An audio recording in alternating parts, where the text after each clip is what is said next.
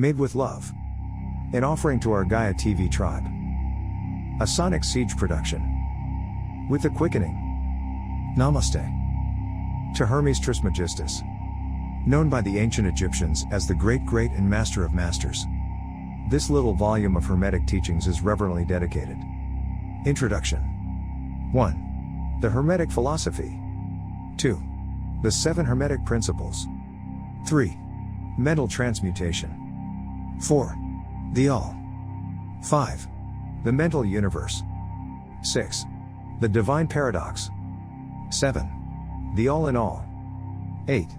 The planes of correspondence. 9. Vibration. 10. Polarity. 11. Rhythm. 12. Causation.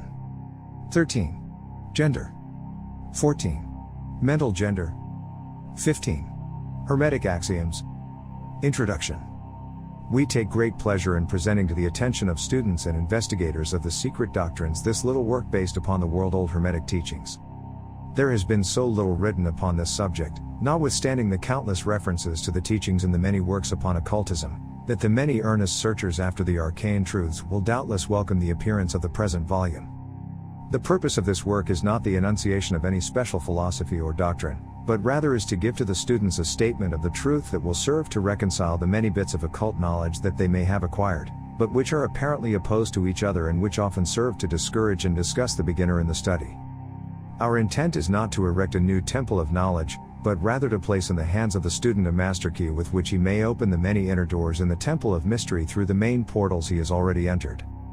There is no portion of the occult teachings possessed by the world which have been so closely guarded as the fragments of the Hermetic teachings which have come down to us over the tens of centuries which have elapsed since the lifetime of its great founder, Hermes Trismegistus, the scribe of the gods, who dwelt in old Egypt in the days when the present race of men was in its infancy.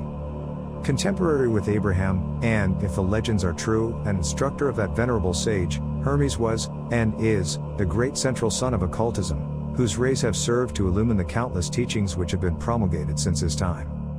All the fundamental and basic teachings embedded in the esoteric teachings of every race may be traced back to Hermes. Even the most ancient teachings of India undoubtedly have their roots in the original Hermetic teachings.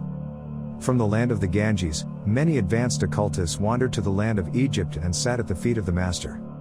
From him, they obtained the master key which explained and reconciled their divergent views, and thus the secret doctrine was firmly established. From other lands also came the learned ones, all of whom regarded Hermes as the master of masters, and his influence was so great that in spite of the many wanderings from the path on the part of the centuries of teachers in these different lands, there may still be found a certain basic resemblance and correspondence which underlies the many and often quite divergent theories entertained and taught by the occultists of these different lands today. The student of comparative religions will be able to perceive the influence of the Hermetic teachings in every religion worthy of the name, now known to man, whether it be a dead religion or one in full vigor in our own times. There is always a certain correspondence in spite of the contradictory features, and the Hermetic teachings act as the great reconciler. The life work of Hermes seems to have been in the direction of planting the great seed truth which has grown and blossomed in so many strange forms, rather than to establish a school of philosophy that would dominate the world's thought. But, nevertheless, the original truths taught by him have been kept intact in their original purity by a few men in each age, who, refusing great numbers of half-developed students and followers, follow the Hermetic custom and reserve their truth for the few who were ready to comprehend and master it. From lip to ear the truth has been handed down among the few. There have always been a few initiates in each generation, in the various lands of the earth, who kept alive the sacred flame of the Hermetic teachings, and such have always been willing to use their lamps to relight the lesser lamps of the outside world, when the light of truth grew dim and clouded by reason of neglect, and when the wicks became clogged with foreign matter. There were always a few to tend faithfully the altar of the truth, upon which was kept alight the perpetual lamp of wisdom. These men devoted their lives to the labor of love which the poet has so well stated in his lines. Oh, let not the flame die out. Cherished age after age in its dark cavern, in its holy temples cherished. Fed by pure ministers of love, let not the flame die out. These men have never sought popular approval, nor numbers of followers. They are indifferent to these things, for they know how few there are in each generation who are ready for the truth, or who would recognize it if it were presented to them. They reserve the strong meat for men, while others furnish the milk for babes. They reserve their pearls of wisdom for the few elect, who recognize their value and who wear them in their crowns, instead of casting them before the materialistic vulgar swine, who would trample them in the mud and mix them with their disgusting mental food. But still, these men have never forgotten or overlooked the original teachings of Hermes, regarding the passing on of the words of truth to those ready to receive it, which teaching is stated in the Kybalion as follows. Where fall the footsteps of the Master, the ears of those ready for his teaching open wide. And again. When the ears of the student are ready to hear, then cometh the lips to fill them with wisdom. But their customary attitude has always been strictly in accordance with the other Hermetic aphorism, also in the Kybalion. The lips of wisdom are closed, except to the ears of understanding. There are those who have criticized this attitude of the Hermetists, and who have claimed that they did not manifest the proper spirit in their policy of seclusion and reticence. But a moment's glance back over the pages of history will show the wisdom of the Masters, who knew the folly of attempting to teach to the world that which it was neither ready nor willing to receive.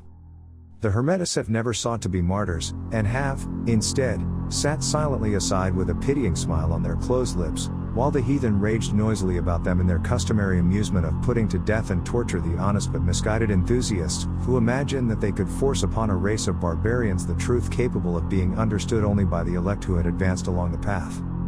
And the spirit of persecution has not as yet died out in the land. There are certain Hermetic teachings, which, if publicly promulgated, would bring down upon the teachers a great cry of scorn and revilement from the multitude, who would again raise the cry of crucify. Crucify. In this little work, we have endeavored to give you an idea of the fundamental teachings of the Kybalion, striving to give you the working principles, leaving you to apply them yourselves, rather than attempting to work out the teaching in detail. If you are a true student, you will be able to work out and apply these principles. If not, then you must develop yourself into one, for otherwise, the Hermetic teachings will be as words to you. The Three Initiates. Chapter 1. The Hermetic Philosophy. The lips of wisdom are closed, except to the ears of understanding. The Kybalion. From old Egypt have come the fundamental esoteric and occult teachings which have so strongly influenced the philosophies of all races, nations, and peoples, for several thousand years. Egypt, the home of the pyramids and the Sphinx, was the birthplace of the hidden wisdom and mystic teachings. From her secret doctrine, all nations have borrowed. India, Persia, Chaldea, Media, China, Japan, Assyria, ancient Greece and Rome, and other ancient countries partook liberally at the feast of knowledge which the hierophants and masters of the land of Isis so freely provided for those who came prepared to partake of the great store of mystic and occult lore which the masterminds of that ancient land had gathered together. In ancient Egypt dwelt the great adepts and masters who have never been surpassed, and who seldom have been equaled, during the centuries that have taken their processional flight since the days of the great Hermes. In Egypt was located the great lodge of lodges of the mystics. At the doors of her temples entered the neophytes who afterward, as hierophants, adepts, and masters, traveled to the four corners of the earth, carrying with them the precious knowledge which they were ready, anxious, and willing to pass on to those who were ready to receive the same. All students of the occult recognize the debt that they owe to these venerable masters of that ancient land. But among these great masters of ancient Egypt, there once dwelt one of whom masters hailed as the Master of Masters. This man, if man indeed he was, dwelt in Egypt in the earliest days. He was known as Hermes Trismegistus. He was the father of the occult wisdom, the founder of astrology, the discoverer of alchemy. The details of his life story are lost to history, owing to the lapse of the years, though several of the ancient countries disputed with each other in their claims to the honor of having furnished his birthplace, and this thousands of years ago. The date of his sojourn in Egypt, in that his last incarnation on this planet, is not now known, but it has been fixed at the early days of the oldest dynasties of Egypt, long before the days of Moses.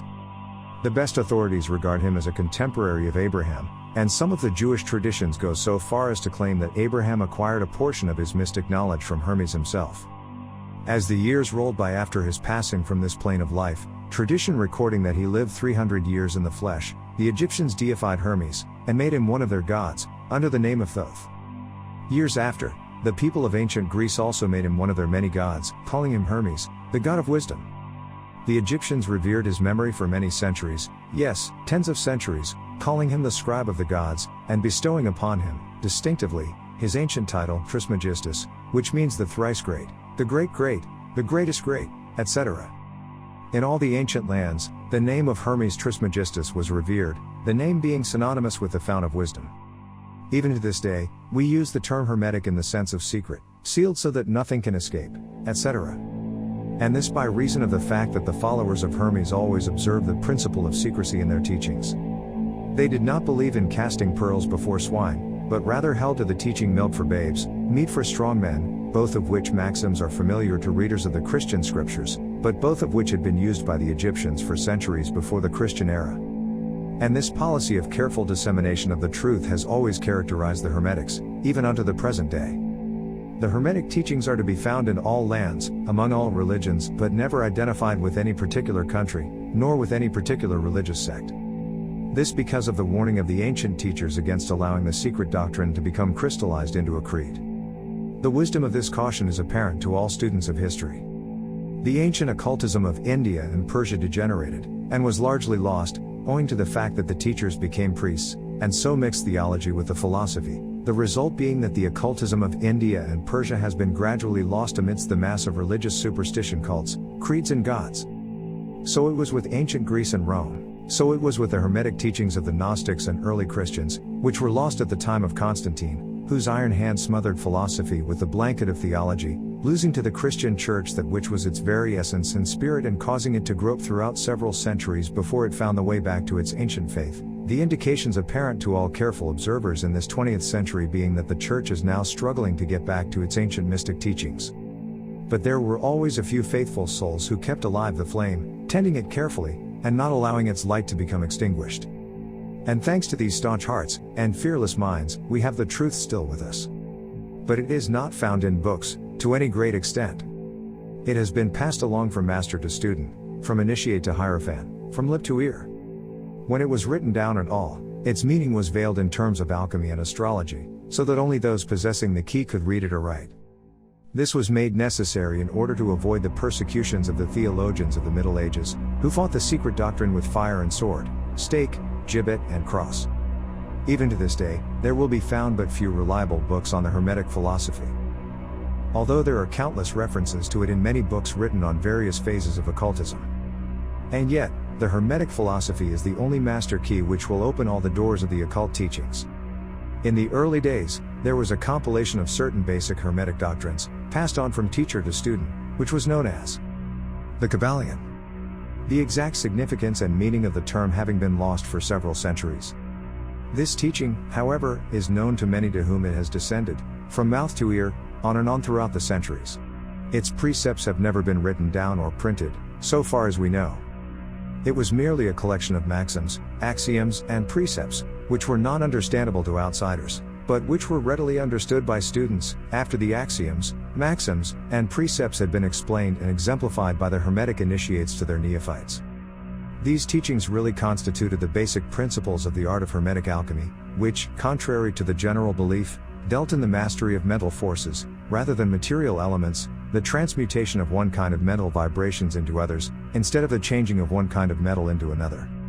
The legends of the philosopher's stone which would turn base metal into gold, was an allegory relating to Hermetic philosophy, readily understood by all students of true Hermeticism. In this little book, of which this is the first lesson, we invite our students to examine into the Hermetic teachings, as set forth in the Kybalion, and as explained by ourselves, humble students of the teachings, who, while bearing the title of initiates, are still students at the feet of Hermes, the Master. We herein give you many of the maxims, axioms, and precepts of the Kybalion, accompanied by explanations and illustrations which we deem likely to render the teachings more easily comprehended by the modern student, particularly as the original text is purposely veiled in obscure terms. The original maxims, axioms, and precepts of the Kybalion are printed herein, in quotation marks, the proper credit is given. Our own work is printed in a regular way, in the body of the work.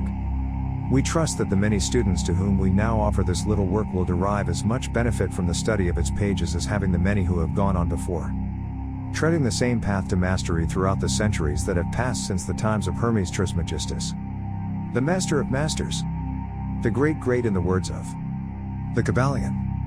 Where fall the footsteps of the Master, the ears of those ready for his teaching open wide.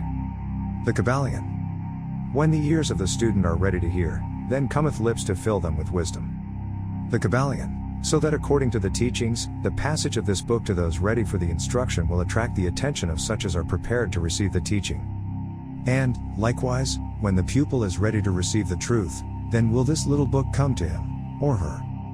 Such is the law. The Hermetic principle of cause and effect, in its aspect of the law of attraction, will bring lips and ear together, pupil and book in company. So mote it be. Chapter 2. The 7 Hermetic Principles. The principles of truth are 7, he who knows these, understandingly, possesses the magic key before whose touch all the doors of the temple fly open. The Kybalion. The 7 Hermetic principles, upon which the entire Hermetic philosophy is based, are as follows. 1. The principle of mentalism. 2. The principle of correspondence. 3. The principle of vibration. 4. The principle of polarity. 5. The principle of rhythm. 6. The principle of cause and effect. 7. The principle of gender. These 7 principles will be discussed and explained as we proceed with these lessons. A short explanation of each, however, may as well be given at this point. 1. The principle of mentalism. The all is mind, the universe is mental. The Kybalion. This principle embodies the truth that all is mind. It explains that the all, which is the substantial reality underlying all the outward manifestations and appearances which we know under the terms of the material universe, the phenomena of life, matter, energy, and, in short, all that is apparent to our material senses, is spirit, which in itself is unknowable and undefinable, but which may be considered and thought of as an universal, infinite, living mind. It also explains that all the phenomenal world or universe is simply a mental creation of the all, subject to the laws of created things, and that the universe, as a whole, and in its parts or units, has its existence in the mind of the all, in which mind we live and move and have our being.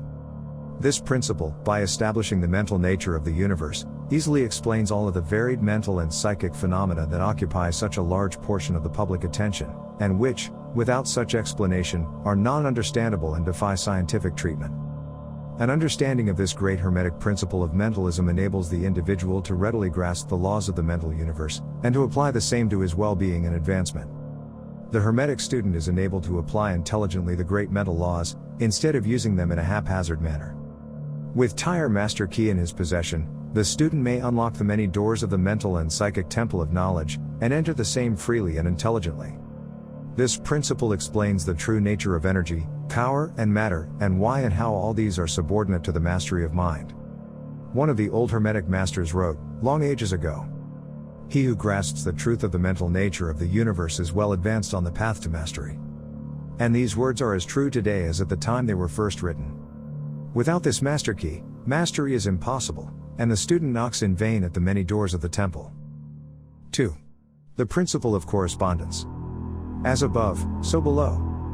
As below, so above. The Kybalion. This principle embodies the truth that there is always a correspondence between the laws and phenomena of the various planes of being and life. The old Hermetic axiom ran in these words, as above, so below, as below, so above. And the grasping of this principle gives one the means of solving many a dark paradox, and hidden secret of nature. There are planes beyond our knowing, but when we apply the principle of correspondence to them, we are able to understand much that would otherwise be unknowable to us. This principle is of universal application and manifestation, on the various planes of the material, mental, and spiritual universe. It is an universal law. The ancient Hermetists considered this principle as one of the most important mental instruments by which man was able to pry aside the obstacles which hid from view the unknown. Its use even tore aside the veil of Isis to the extent that a glimpse of the face of the goddess might be caught.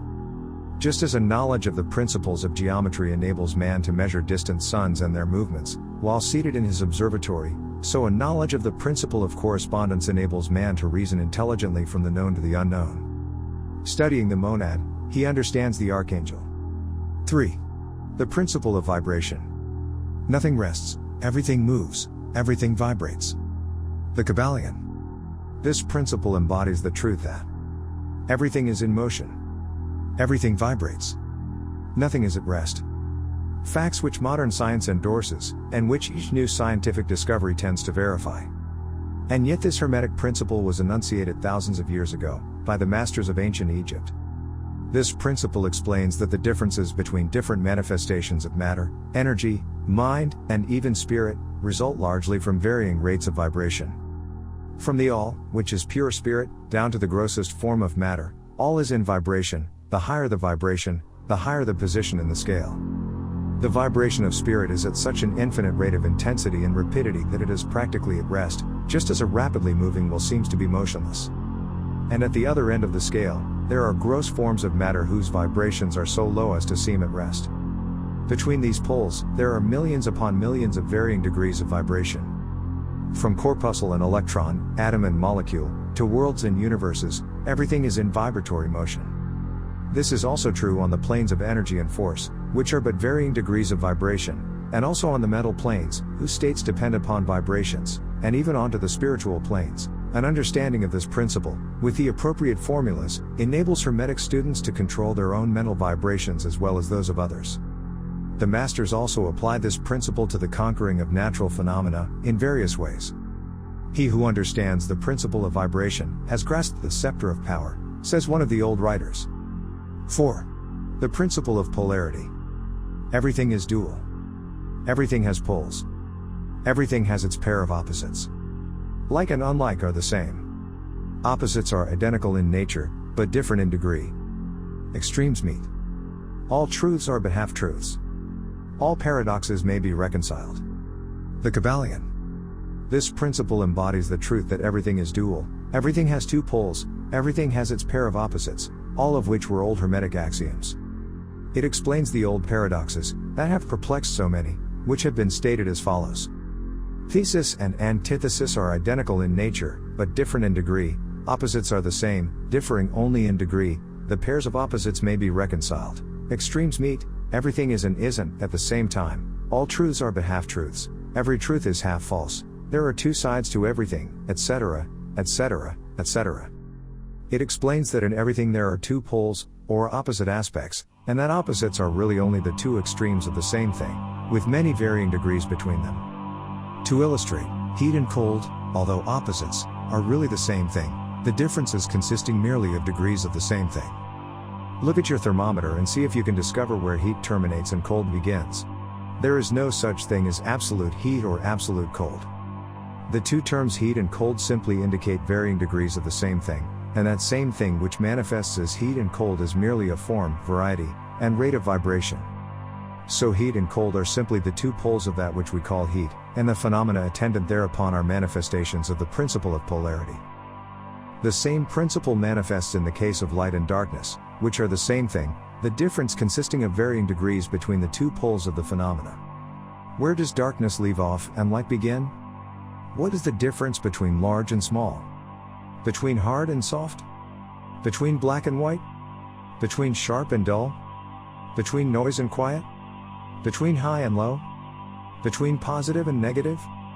The principle of polarity explains these paradoxes, and no other principle can supersede it.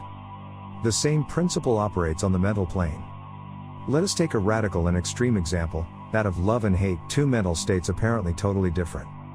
And yet there are degrees of hate and degrees of love, and a middle point in which we use the terms like or dislike, which shade into each other so gradually that sometimes we are at a loss to know whether we like or dislike or neither. And all are simply degrees of the same thing, as you will see if you will but think a moment. And, more than this, and considered of more importance by the Hermetists, it is possible to change the vibrations of hate to the vibrations of love, in one's own mind, and in the minds of others. Many of you, who read these lines, have had personal experiences of the involuntary rapid transition from love to hate, and the reverse, in your own ease and that of others. And you will therefore realize the possibility of this being accomplished by the use of the will, by means of the Hermetic formulas. Good and evil are but the poles of the same thing, and the Hermetist understands the art of transmuting evil into good, by means of an application of the principle of polarity. In short, the art of polarization becomes a phase of mental alchemy known and practiced by the ancient and modern Hermetic masters. An understanding of the principle will enable one to change his own polarity, as well as that of others, if he will devote the time and study necessary to master the art. 5. The principle of rhythm. Everything flows, out and in. Everything has its tides. All things rise and fall. The pendulum swing manifests in everything. The measure of the swing to the right is the measure of the swing to the left. Rhythm compensates. The Kybalion. This principle embodies the truth that in everything there is manifested a measured motion. To and fro. A flow and inflow. A swing backward and forward. A pendulum-like movement. A tide-like ebb and flow. A high tide and low tide. Between the two poles which exist in accordance with the principle of polarity described a moment ago. There is always an action and a reaction, an advance and a retreat, a rising and a sinking. This is in the affairs of the universe, suns, worlds, men, animals, mind, energy, and matter. This law is manifest in the creation and destruction of worlds, in the rise and fall of nations, in the life of all things, and finally in the mental states of man. And it is with this latter that the Hermetists find the understanding of the principle most important. The Hermetists have grasped this principle, finding its universal application, and have also discovered certain means to overcome its effects in themselves by the use of the appropriate formulas and methods. They apply the mental law of neutralization. They cannot annul the principle, or cause it to cease its operation, but they have learned how to escape its effects upon themselves to a certain degree depending upon the mastery of the principle. They have learned how to use it, instead of being used by it. In this and similar methods, consists the art of the Hermetists. The master of Hermetics polarizes himself at the point at which he desires to rest, and then neutralizes the rhythmic swing of the pendulum which would tend to carry him to the other pole. All individuals who have attained any degree of self-mastery do this to a certain degree, more or less unconsciously. But the master does this consciously, and by the use of his will, and attains a degree of poise and mental firmness almost impossible of belief on the part of the masses who are swung backward and forward like a pendulum.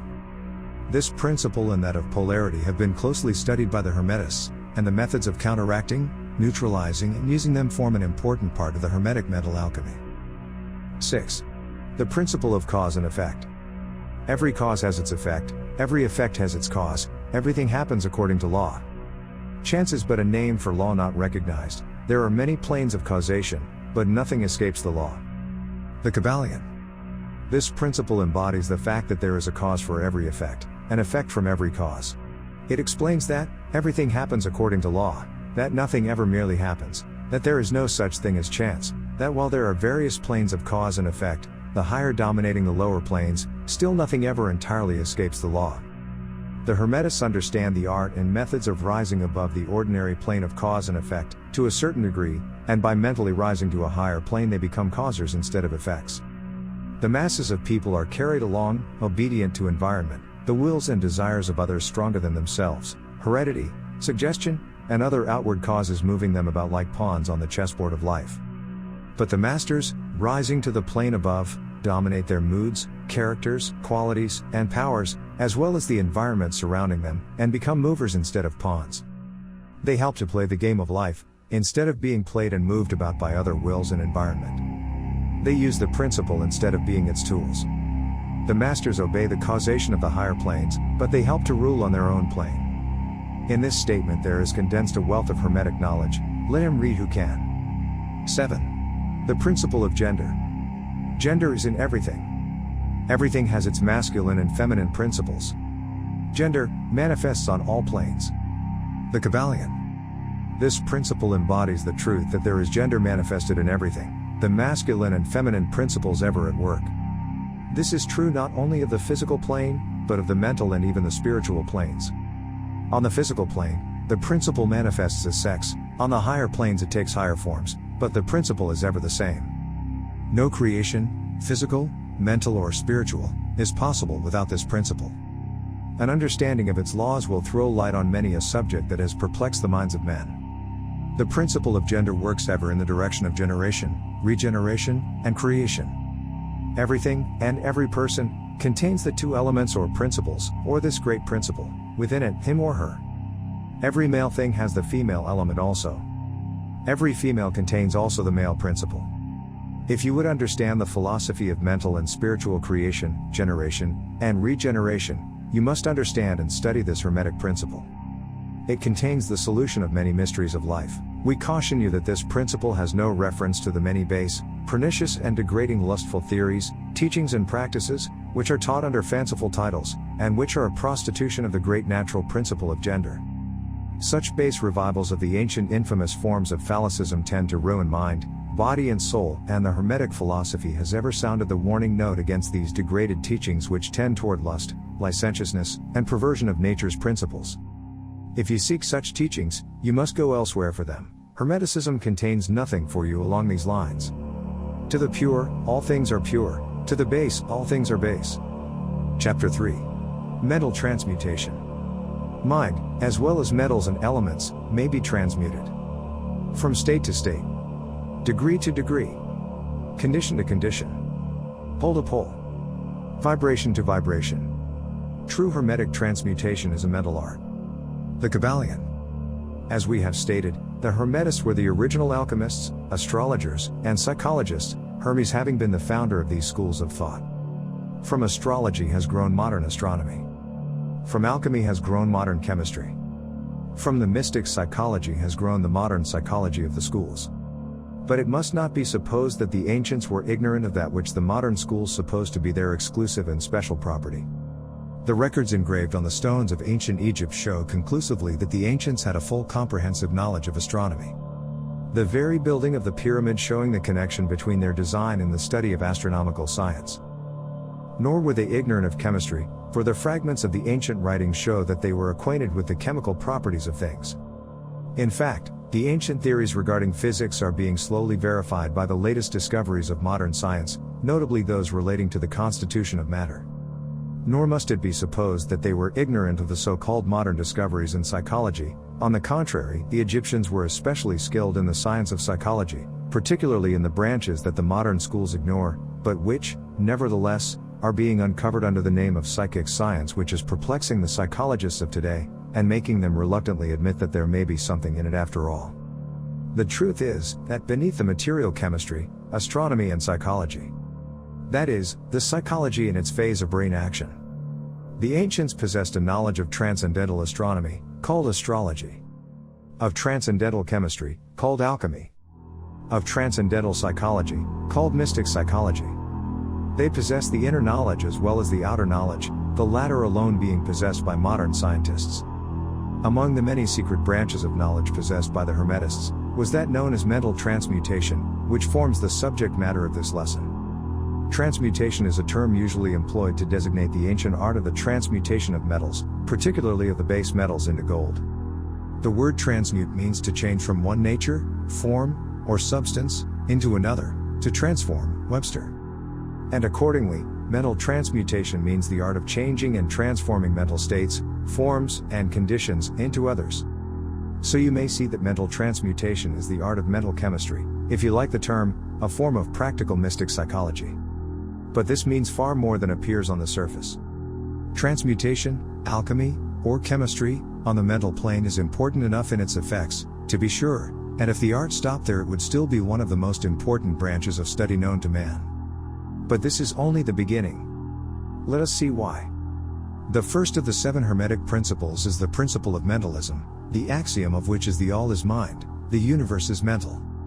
Which means that the underlying reality of the universe is mind, and the universe itself is mental, that is, existing in the mind of the all. We shall consider this principle in succeeding lessons, but let us see the effect of the principle if it be assumed to be true. If the universal is mental in its nature, then mental transmutation must be the art of changing the conditions of the universe, along the lines of matter, force, and mind. So you see, therefore, that mental transmutation is really the magic of which the ancient writers had so much to say in their mystical works, and about which they gave so few practical instructions. If all be mental, then the art which enables one to transmute mental conditions must render the master the controller of material conditions as well as those ordinarily called mental. As a matter of fact, none but advanced mental alchemists have been able to attain the degree of power necessary to control the grosser physical conditions, such as the control of the elements of nature, the production or cessation of tempests, the production and cessation of earthquakes and other great physical phenomena. But that such men have existed, and do exist today, is a matter of earnest belief to all advanced occultists of all schools. That the masters exist, and have these powers, the best teachers assure their students, having had experiences which justify them in such belief and statements. These masters do not make public exhibitions of their powers, but seek seclusion from the crowds of men, in order to better work their way along the path of attainment. We mention their existence, at this point, merely to call your attention to the fact that their power is entirely mental, and operates along the lines of the higher mental transmutation, under the Hermetic principle of mentalism. The universe is mental. The Kybalion. But students and Hermetists of lesser degree than masters, the initiates and teachers, are able to freely work along the mental plane, in mental transmutation. In fact, all that we call psychic phenomena, mental influence, mental science, new thought phenomena, etc., operates along the same general lines, for there is but one principle involved, no matter by what name the phenomena be called. The student and practitioner of mental transmutation works among the mental plane, transmuting mental conditions, states, etc., into others, according to various formulas, more or less efficacious. The various treatments, affirmations, denials, etc., of the schools of mental science are but formulas, often quite imperfect and unscientific, of the Hermetic art. The majority of modern practitioners are quite ignorant compared to the ancient masters, for they lack the fundamental knowledge upon which the work is based.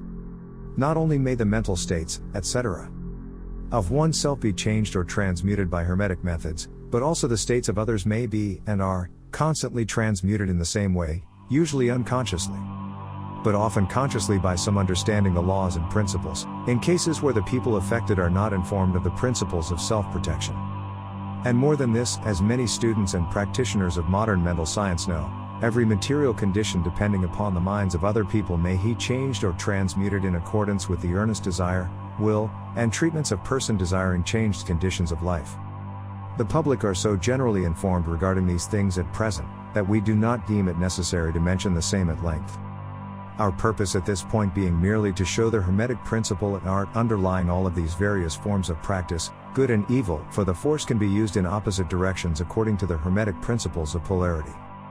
In this little hook we shall state the basic principles of mental transmutation, that all who read may grasp the underlying principles, and thus possess the master key that will unlock the many doors of the principle of polarity. We shall now proceed to a consideration of the first of the Hermetic 7 principles, the principle of mentalism, in which is explained the truth that the all is mind. The universe is mental. In the words of the Kybalion, we ask the close attention and careful study of this great principle on the part of our students, for it is really the basic principle of the whole Hermetic philosophy, and of the Hermetic art of mental transmutation. Chapter 4. The All. Under, and back of, the universe of time, space, and change, is ever to be found the substantial reality, the fundamental truth. The Kybalion. Substance means, that which underlies all outward manifestations, the essence, the essential reality, the thing in itself, etc. Substantial means, actually existing, being the essential element, being real, etc. Reality means, the state of being real, true, enduring, valid, fixed, permanent, actual, etc. Under and behind all outward appearances or manifestations, there must always be a substantial reality. This is the law. Man, considering the universe, of which he is a unit, sees nothing but change in matter, forces, and mental states. He sees that nothing really is, but that everything is becoming and changing. Nothing stands still. Everything is being born, growing, dying. The very instant a thing reaches its height, it begins to decline. The law of rhythm is in constant operation. There is no reality, enduring quality, fixity, or substantiality in anything. Nothing is permanent but change. He sees all things evolving from other things, and resolving into other things, a constant action and reaction. Inflow and outflow. Building up and tearing down. Creation and destruction. Birth, growth and death. Nothing endures but change. And if he be a thinking man, he realizes that all of these changing things must be but outward appearances or manifestations of some underlying power, some substantial reality. All thinkers, in all lands and in all times, have assumed the necessity for postulating the existence of this substantial reality. All philosophies worthy of the name have been based upon this thought. Men have given to this substantial reality many names. Some have called it by the term of deity, under many titles. Others have called it the infinite and eternal energy. Others have tried to call it matter, but all have acknowledged its existence. It is self-evident, it needs no argument. In these lessons we have followed the example of some of the world's greatest thinkers, both ancient and modern, the Hermetic masters, and have called this underlying power, this substantial reality, by the Hermetic name of the All, which term we consider the most comprehensive of the many terms applied by man to that which transcends names and terms. We accept and teach the view of the great Hermetic thinkers of all times, as well as of those illumined souls who have reached higher planes of being, both of whom assert that the inner nature of the all is unknowable. This must be so, for naught by the all itself can comprehend its own nature and being. The Hermetists believe and teach that the all, in itself, is and must ever be unknowable. They regard all the theories, guesses and speculations of the theologians and metaphysicians regarding the inner nature of the all, as but the childish efforts of mortal minds to grasp the secret of the infinite. Such efforts have always failed and will always fail, from the very nature of the task. One pursuing such inquiries travels around and around in the labyrinth of thought, until he is lost to all sane reasoning, action or conduct, and is utterly unfitted for the work of life. He is like the squirrel which frantically runs around and around the circling treadmill wheel of his cage, traveling ever and yet reaching nowhere, at the end a prisoner still, and standing just where he started.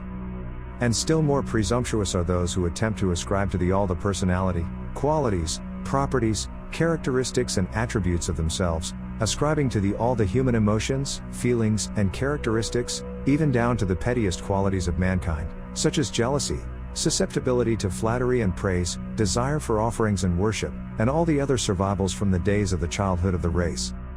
Such ideas are not worthy of grown men and women, and are rapidly being discarded. At this point, it may be proper for me to state that we make a distinction between religion and theology, between philosophy and metaphysics. Religion, to us, means that intuitional realization of the existence of the all, and one's relationship to it, while theology means the attempts of men to ascribe personality, qualities, and characteristics to it, their theories regarding its affairs, will, desires, plans, and designs, and their assumption of the office of middlemen between the all and the people. Philosophy, to us, means the inquiry after knowledge of things knowable and thinkable, while metaphysics means the attempt to carry the inquiry over and beyond the boundaries and into regions unknowable and unthinkable, and with the same tendency as that of theology. And consequently, both religion and philosophy mean to us things having roots in reality, while theology and metaphysics seem like broken reeds, rooted in the quicksands of ignorance, and affording naught but the most insecure support for the mind or soul of man. We do not insist upon our students accepting these definitions, we mention them merely to show our position. At any rate, Jan shall hear very little about theology and metaphysics in these lessons.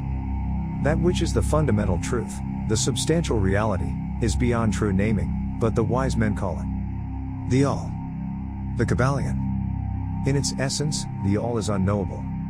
The Kybalion. But, the report of reason must be hospitably received, and treated with respect, the Kybalion. The human reason, whose reports we must accept so long as we think at all, informs us as follows regarding the all, and that without attempting to remove the veil of the unknowable. 1. The all must be all that really is. There can be nothing existing outside of the all, else the all would not be the all. 2. The all must be infinite, for there is nothing else to define, confine, bound, limit or restrict the all. It must be infinite in time, or eternal, it must have always continuously existed, for there is nothing else to have ever created it. And something can never evolve from nothing, and if it had ever not been, even for a moment, it would not be now. It must continuously exist forever, for there is nothing to destroy it, and it can never not be, even for a moment, because something can never become nothing. It must be infinite in space, it must be everywhere, for there is no place outside of the all, it cannot be otherwise than continuous in space. Without break, cessation, separation, or interruption, for there is nothing to break, separate, or interrupt its continuity, and nothing with which to fill in the gaps. It must be infinite in power, or absolute, for there is nothing to limit, restrict, restrain, confine, disturb or condition it. It is subject to no other power, for there is no other power. 3. The all must be immutable, or not subject to change in its real nature, for there is nothing to work changes upon it, nothing into which it could change, nor from which it could have changed. It cannot be added to nor subtracted from, increased nor diminished, nor become greater or lesser in any respect whatsoever. It must have always been, and must always remain, just what it is now, the all. There has never been, is not now, and never will be, anything else into which it can change. The all. Being infinite, absolute, eternal and unchangeable. It must follow that anything finite, changeable, fleeting, and conditioned cannot be the all. And as there is nothing outside of the all, in reality, then any and all such finite things must be as nothing in reality. Now do not become befogged, nor frightened, we are not trying to lead you into the Christian Science field under cover of Hermetic philosophy. There is a reconciliation of this apparently contradictory state of affairs. Be patient, we will reach it in time. We see around us that which is called matter, which forms the physical foundation for all forms. Is the all merely matter? Not at all. Matter cannot manifest life or mind, and as life and mind are manifested in the universe, the all cannot be matter, for nothing rises higher than its own source, nothing is ever manifested in an effect that is not in the cause, nothing is evolved as a consequent that is not involved as an antecedent. And then modern science informs us that there is really no such thing as matter, that what we call matter is merely interrupted energy or force, that is, energy or force at a low rate of vibration. As a recent writer has said, matter has melted into mystery. Even material science has abandoned the theory of matter, and now rests on the basis of energy. Then is the all mere energy or force? Not energy or force as the materialists use the terms, for their energy and force are blind, mechanical things, devoid of life or mind. Life and mind can never evolve from blind energy or force, for the reason given a moment ago, nothing can rise higher than its source, nothing is evolved unless it is involved, nothing manifests in the effect, unless it is in the cause. And so the all cannot be mere energy or force, for, if it were, then there would be no such things as life and mind in existence, and we know better than that, for we are alive and using mind to consider this very question, and so are those who claim that energy or force is everything. What is there then higher than matter or energy that we know to be existent in the universe? Life and mind. Life and mind in all their varying degrees of unfoldment. Then, you ask, do you mean to tell us that the all is life and mind? Yes. And no, is our answer. If you mean life and mind as we poor petty mortals know them, we say no. The all is not that. But what kind of life and mind do you mean? You ask. The answer is living mind. As far above that which mortals know by those words, as life and mind are higher than mechanical forces, or matter, infinite living mind as compared to finite life and mind. We mean that which the illumined souls mean when they reverently pronounce the word, spirit. The all is infinite living mind, the illumined call it spirit. Chapter 5. The mental universe. The universe is mental, held in the mind of the all. The Kybalion. The all is spirit. But what is spirit? This question cannot be answered, for the reason that its definition is practically that of the all, which cannot be explained or defined. Spirit is simply a name that men give to the highest conception of infinite living mind, it means the real essence, it means living mind, as much superior to life and mind as we know them, as the latter are superior to mechanical energy and matter. Spirit transcends our understanding, and we use the term merely that we may think or speak of the all. For the purposes of thought and understanding, we are justified in thinking of spirit as infinite living mind, at the same time acknowledging that we cannot fully understand it. We must either do this or stop thinking of the matter at all. Let us now proceed to a consideration of the nature of the universe, as a whole and in its parts. What is the universe? We have seen that there can be nothing outside of the all. Then is the universe the all? No, this cannot be, because the universe seems to be made up of many, and is constantly changing, and in other ways it does not measure up to the ideas that we are compelled to accept regarding the all, as stated in our last lesson. Then if the universe be not the all, then it must be nothing, such as the inevitable conclusion of the mind at first thought. But this will not satisfy the question, for we are sensible of the existence of the universe. Then if the universe is neither the all, nor nothing, what can it be? Let us examine this question. If the universe exists at all, or seems to exist, it must proceed in some way from the all, it must be a creation of the all. But as something can never come from nothing, from what could the all have created it? Some philosophers have answered this question by saying that the all created the universe from itself, that is, from the being and substance of the all. But this will not do, for the all cannot be subtracted from, nor divided, as we have seen, and then again if this be so, would not each particle in the universe be aware of its being the all?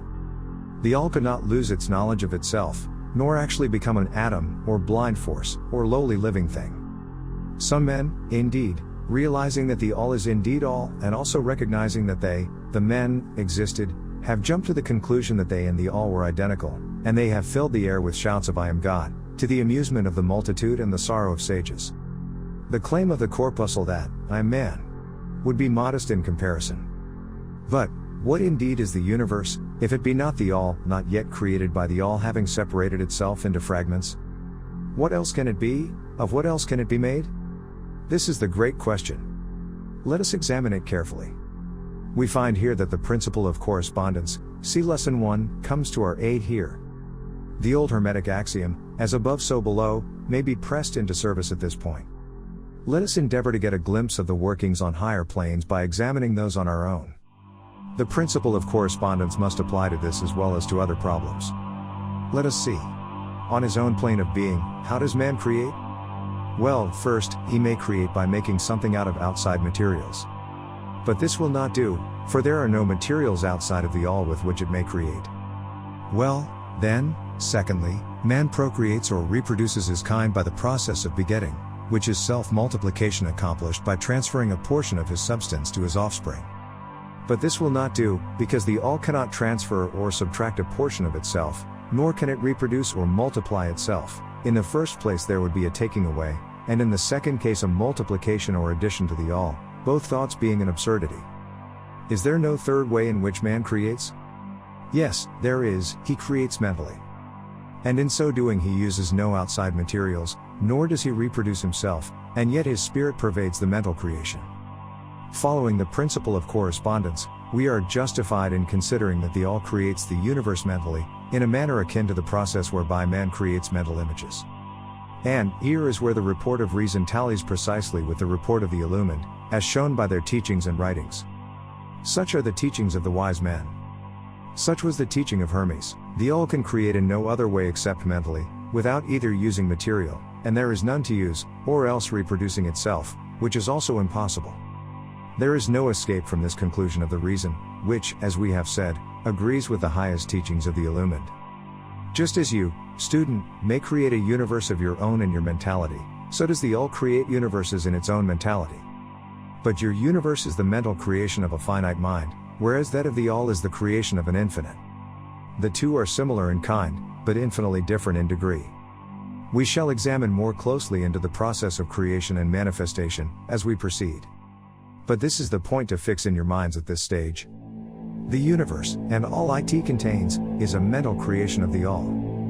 Verily, indeed, all is mind. The all creates in its infinite mind countless universes, which exist for eons of time, and yet, to the all, the creation, development, decline and death of a million universes is as the time of the twinkling of an eye. The Kybalion. The infinite mind of the all is the womb of universes. The Kybalion. The principle of gender, see Lesson 1. And other lessons to follow, is manifested on all planes of life, material, mental and spiritual.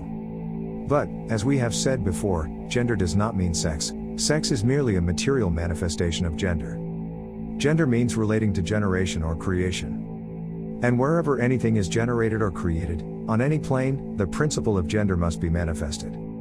And this is true even in the creation of universes. Now do not jump to the conclusion that we are teaching that there is a male and female God, or creator. That idea is merely a distortion of the ancient teachings on the subject. The true teaching is that the all, in itself, is above gender as it is above every other law, including those of time and space. It is the law from which the laws proceed, and it is not subject to them. But when the all manifests on the plane of generation or creation, then it acts according to law and principle, for it is moving on a lower plane of being. And consequently it manifests the principle of gender. In its masculine and feminine aspects, on the mental plane, of course.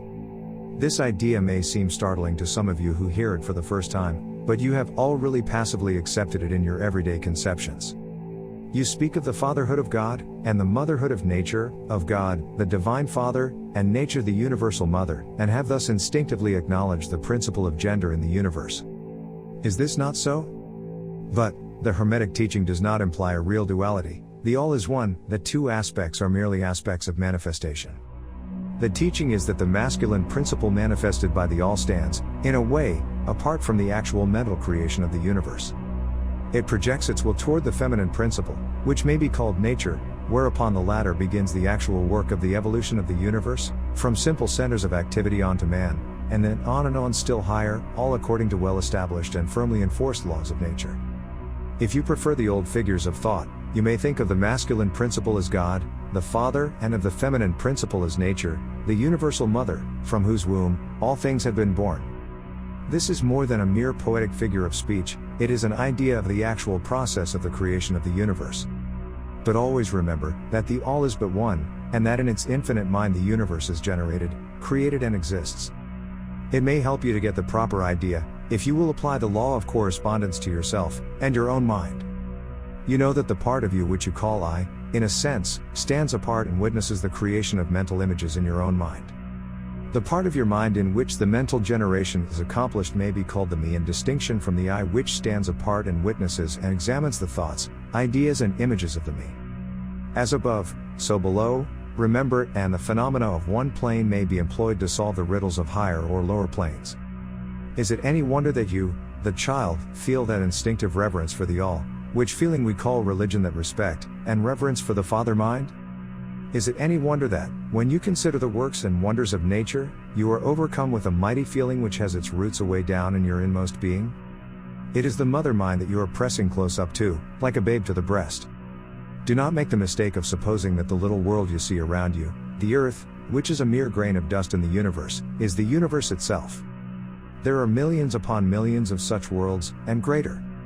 And there are millions of such universes in existence within the infinite mind of the all. And even in our own little solar system there are regions and planes of life far higher than ours, and beings compared to which we earthbound mortals are as the slimy life forms that dwell on the ocean's bed when compared to man. There are beings with powers and attributes higher than man has ever dreamed of the gods possessing. And yet these beings were once as you, and still lower, and you will be even as they, and still higher, in time, for such is the destiny of man as reported by the illumined.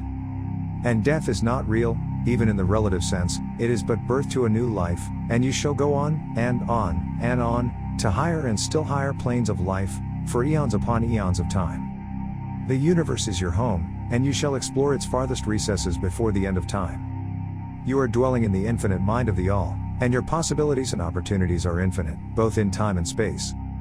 And at the end of the grand cycle of eons, when the all shall draw back into itself all of its creations, you will go gladly, for you will then be able to know the whole truth of being at one with the all.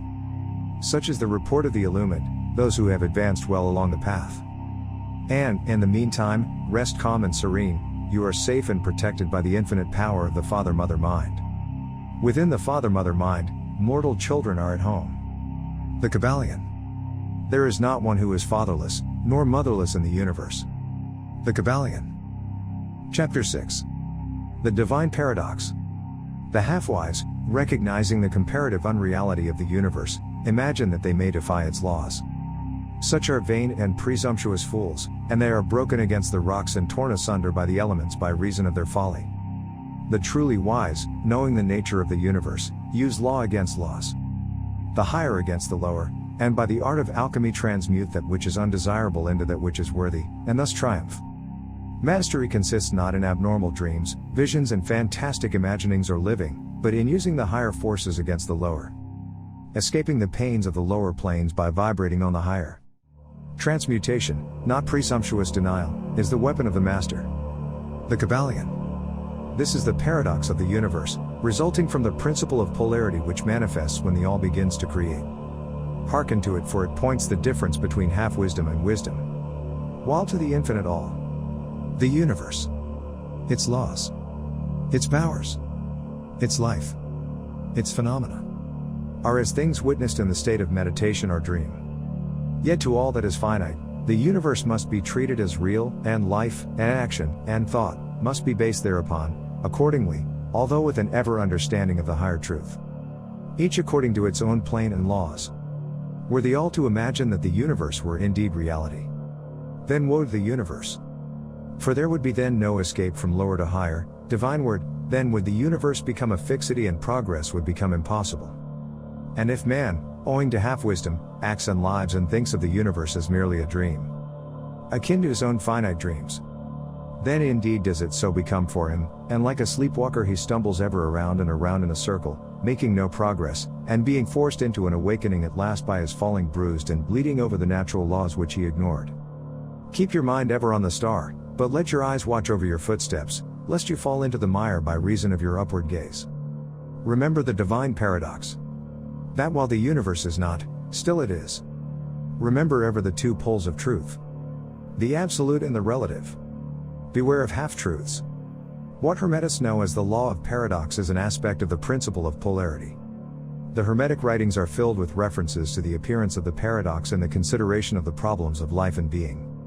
The teachers are constantly warning their students against the error of omitting the other side of any question, and their warnings are particularly directed to the problems of the absolute and the relative, which perplex all students of philosophy, and which cause so many to think and act contrary to what is generally known as common sense.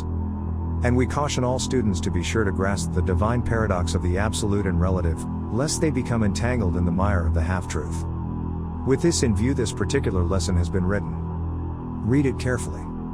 The first thought that comes to the thinking man after he realizes the truth that the universe is a mental creation of the all, is that the universe and all that it contains is a mere illusion, an unreality, against which idea his instincts revolt.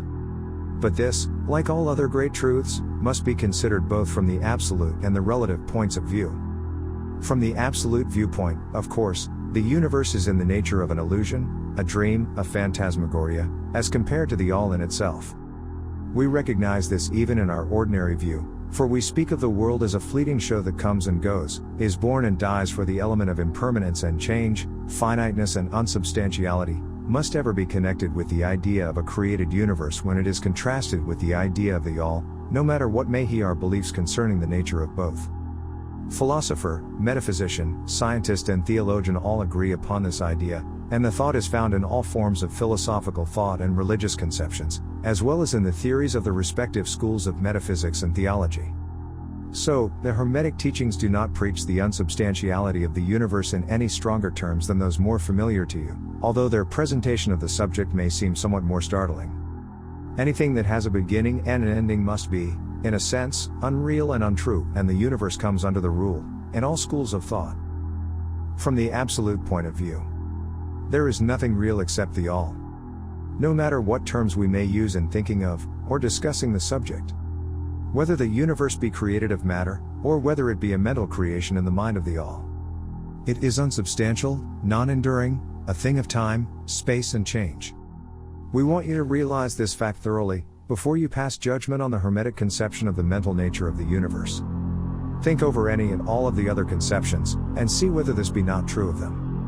But the absolute point of view shows merely one side of the picture, the other side is the relative one. Absolute truth has been defined as things as the mind of God knows them, while relative truth is things as the highest reason of man understands them. And so while to the all the universe must be unreal and illusionary, a mere dream or result of meditation.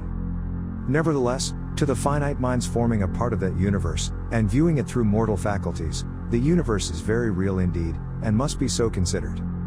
In recognizing the absolute view, we must not make the mistake of ignoring or denying the facts and phenomena of the universe as they present themselves to our mortal faculties. We are not the all, remember. To take familiar illustrations, we all recognize the fact that matter exists to our senses. We will fare badly if we do not.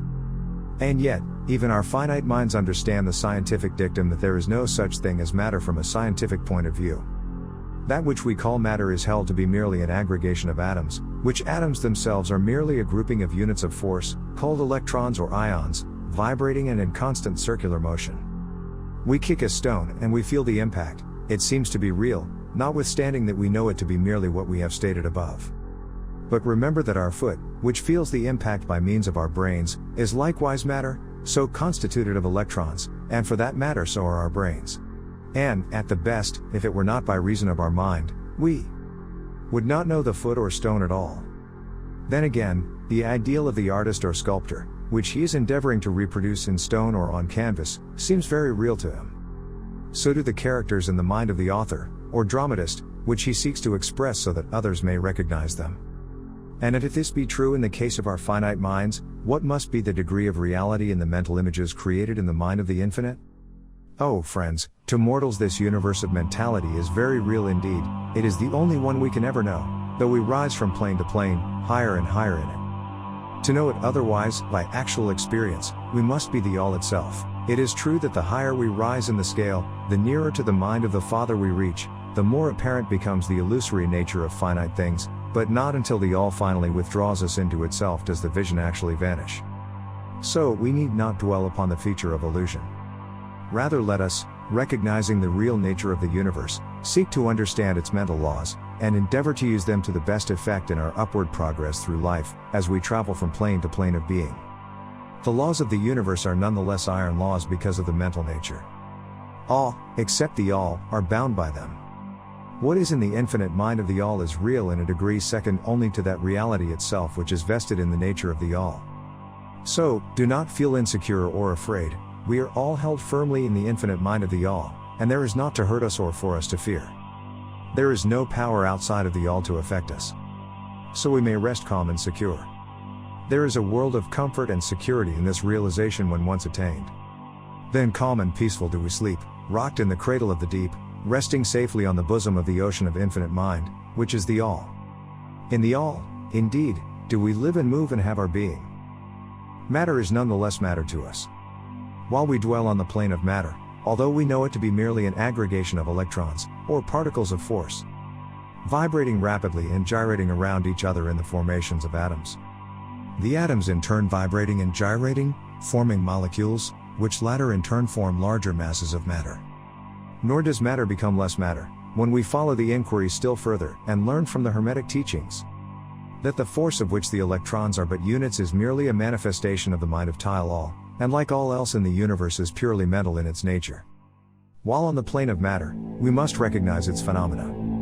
We may control matter, as all masters of higher or lesser degree do, but we do so by applying the higher forces. We commit a folly when we attempt to deny the existence of matter in the relative aspect. We may deny its mastery over us, and rightly so, but we should not attempt to ignore it in its relative aspect, at least so long as we dwell upon its plane. Nor do the laws of nature become less constant or effective, when we know them, likewise, to be merely mental creations.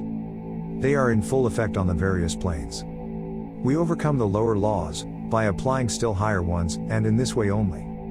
But we cannot escape law or rise above it entirely. Nothing but the all can escape law, and that because the all is law itself, from which all laws emerge. The most advanced masters may acquire the powers usually attributed to the gods of men, and there are countless ranks of beings, in the great hierarchy of life, whose being and power transcends even that of the highest masters among men to a degree unthinkable by mortals. But even the highest master, and the highest being, must bow to the law, and be as nothing in the eye of the all. So that if even these highest beings, whose powers exceed even those attributed by men to their gods, if even these are bound by and are subservient to law, then imagine the presumption of mortal man, of our race and grade, when he dares to consider the laws of nature as unreal, visionary and illusory, because he happens to be able to grasp the truth that the laws are mental in nature, and simply mental creations of the all. Those laws which the all intends to be governing laws are not to be defied or argued away. So long as the universe endures, will they endure, for the universe exists by virtue of these laws which form its framework and which hold it together. The Hermetic principle of mentalism, while explaining the true nature of time-universe upon the principle that all is mental, does not change time scientific conceptions of the universe, life, or evolution. In fact, science merely corroborates the Hermetic teachings. The latter merely teaches that the nature of the universe is mental, while modern science has taught that it is material, or, of late, that it is energy at the last analysis. The Hermetic teachings have no fault to find with Herbert Spencer's basic principle, which postulates the existence of an infinite and eternal energy, from which all things proceed. In fact, the Hermetics recognize in Spencer's philosophy the highest outside statement of the workings of the natural laws that have ever been promulgated, and they believe Spencer to have been a reincarnation of an ancient philosopher who dwelt in ancient Egypt thousands of years ago, and who later incarnated as Heraclitus, the Grecian philosopher who lived around 500 BC. And they regard his statement of the infinite and eternal energy as directly in the line of the Hermetic teachings, always with the addition of their own doctrine that his energy is the energy of the mind of the all. With the master key of the Hermetic philosophy, the student of Spencer will be able to unlock many doors of the inner philosophical conceptions of the great English philosopher, whose work shows the results of the preparation of his previous incarnations. His teachings regarding evolution and rhythm are in almost perfect agreement with the Hermetic teachings regarding the principle of rhythm. So, the student of Hermetics need not lay aside any of his cherished scientific views regarding the universe. All he is asked to do is to grasp the underlying principle of the all is mind, the universe is mental held in the mind of the all. He will find that the other 6 of the 7 principles will fit into his scientific knowledge, and will serve to bring out obscure points and to throw light in dark corners. This is not to be wondered at, when we realize the influence of the Hermetic thought on the early philosophers of Greece, upon whose foundations of thought the theories of modern science largely rest. The acceptance of the first Hermetic principle, mentalism, is the only great point of difference between modern science and Hermetic students, and science is gradually moving toward the Hermetic position in its groping in the dark for a way out of the labyrinth into which it has wandered in its search for reality.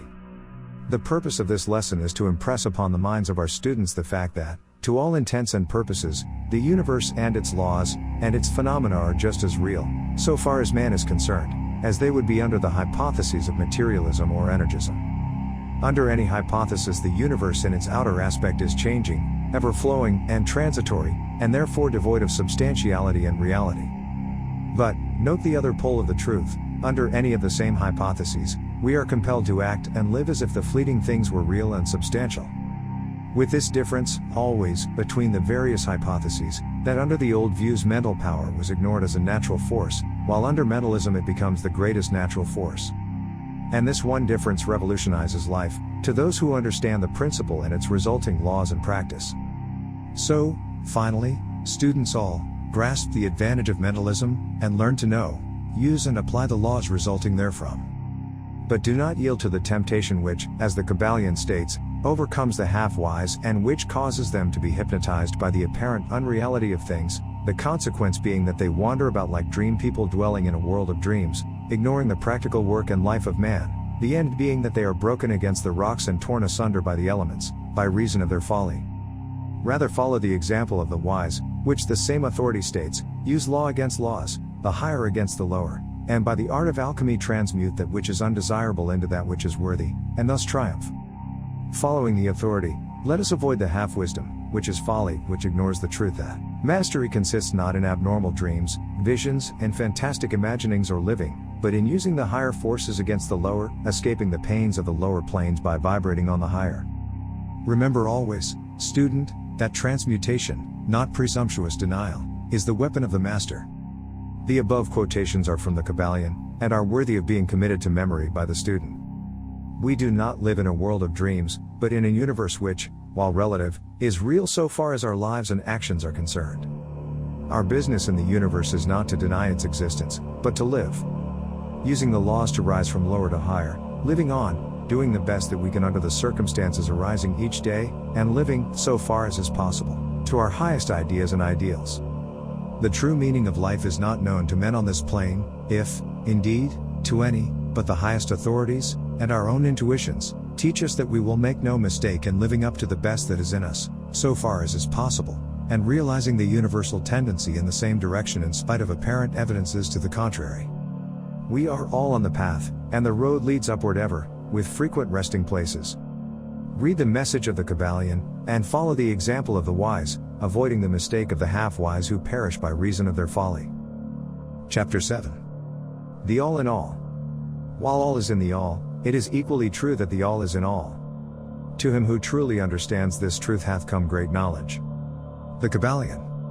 How often have the majority of people heard repeated the statement that their deity, called by many names, was all in all, and how little have they suspected the inner occult truth concealed by these carelessly uttered words? The commonly used expression is a survival of the ancient Hermetic maxim quoted above. As the Kybalion says, to him who truly understands this truth, hath come great knowledge. And, this being so, let us seek this truth, the understanding of which means so much. In this statement of truth, this Hermetic maxim, is concealed one of the greatest philosophical, scientific and religious truths. We have given you the Hermetic teaching regarding the mental nature of the universe, the truth that the universe is mental, held in the mind of the all. As the Kybalion says, in the passage quoted above, all is in the all. But note also the co-related statement, that, it is equally true that the all is in all. This apparently contradictory statement is reconcilable under the law of paradox. It is, moreover, an exact Hermetic statement of the relations existing between the all and its mental universe. We have seen how all is in the all, now let us examine the other aspect of the subject. The Hermetic teachings are to the effect that the all is immanent in, remaining within, inherent, abiding within its universe and in every part, particle, unit, or combination within the universe. This statement is usually illustrated by the teachers by a reference to the principle of correspondence. The teacher instructs the student to form a mental image of something, a person, an idea, something having a mental form, the favorite example being that of the author or dramatist forming an idea of his characters, or a painter or sculptor forming an image of an ideal that he wishes to express by his art. In each case, the student will find that while the image has its existence and being solely within his own mind, yet he, the student, author, dramatist, painter, or sculptor, is, in a sense, immanent in, remaining within, or abiding within, the mental image also. In other words, the entire virtue, life, spirit, of reality in the mental image is derived from the immanent mind of the thinker. Consider this for a moment until the idea is grasped. To take a modern example, let us say that Othello, Iago, Hamlet, Lear, Richard III, existed merely in the mind of Shakespeare, at the time of their conception or creation. And yet, Shakespeare also existed within each of these characters, giving them their vitality, spirit, and action. Whose is the spirit of the characters that we know as Micawber, Oliver Twist, Uriah Heep? Is it Dickens, or have each of these characters a personal spirit, independent of their creator? Have the Venus of Medici, the Sistine Madonna, the Apollo Belvedere, spirits and reality of their own, or do they represent the spiritual and mental power of their creators? The law of paradox explains that both propositions are true, viewed from the proper viewpoints. Micawber is both Micawber and yet Dickens. And, again, while Micawber may be said to be Dickens, yet Dickens is not identical with Micawber. Man, like Micawber, may exclaim, "The spirit of my creator is inherent within me, and yet I am not he." How different this from the shocking half-truths so vociferously announced by certain of the half-wise, who fill the air with their raucous cries of, "I am God." Imagine poor Micawber, or the sneaky Uriah Heep, crying, "I am Dickens," or some of the lowly clods in one of Shakespeare's plays, grandiloquently announcing that, "I am Shakespeare."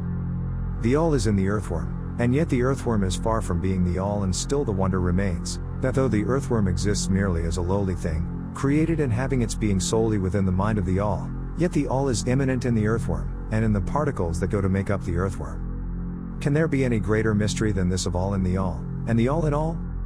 The student will, of course, realize that the illustrations given above are necessarily imperfect and inadequate, for they represent the creation of mental images in finite minds, while the universe is a creation of infinite mind, and the difference between the two poles separates them. And yet it is merely a matter of degree, the same principle is in operation, the principle of correspondence manifests in each. As above, so below. As below, so above.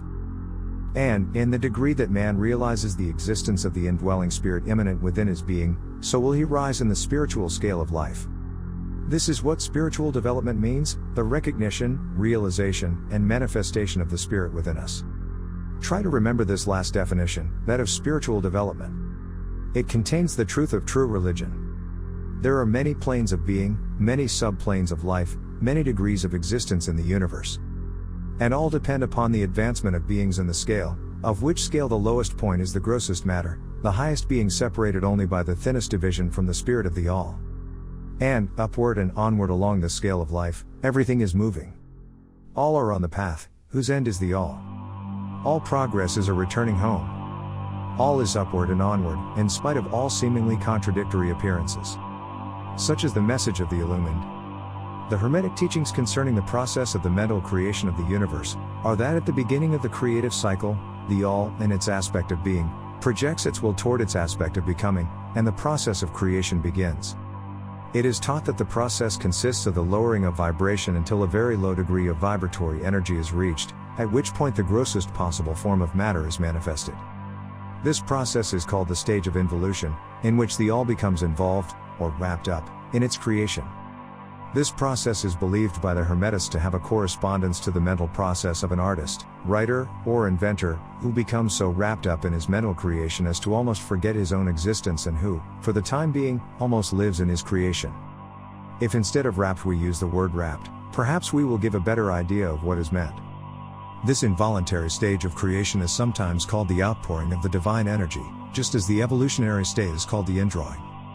The extreme pole of the creative process is considered to be the furthest removed from the all, While the beginning of the evolutionary stage is regarded as the beginning of the return swing of the pendulum of rhythm, a coming home idea being held in all of the Hermetic teachings. The teachings are that during the outpouring, the vibrations become lower and lower until finally the urge ceases, and the return swing begins. But there is this difference, that while in the outpouring the creative forces manifest compactly and as a whole, yet from the beginning of the evolutionary or indrawing stage, there is manifested the law of individualization. That is, the tendency to separate into units of force, so that finally that which left the all as unindividualized energy returns to its source as countless highly developed units of life, having risen higher and higher in the scale by means of physical, mental, and spiritual evolution. The ancient Hermetists used the word meditation in describing the process of the mental creation of the universe in the mind of the all, the word contemplation also being frequently employed. But the idea intended seems to be that of the employment of the divine attention. Attention is a word derived from the Latin root, meaning to reach out, to stretch out, and so the act of attention is really a mental reaching out, extension of mental energy, so that the underlying idea is readily understood when we examine into the real meaning of attention. The Hermetic teachings regarding the process of evolution are that, the all, having meditated upon the beginning of the creation, having thus established the material foundations of the universe, having thought it into existence, then gradually awakens or rouses from its meditation and in so doing starts into manifestation the process of evolution, on the material, mental and spiritual planes, successively and in order. Thus the upward movement begins, and all begins to move spiritward.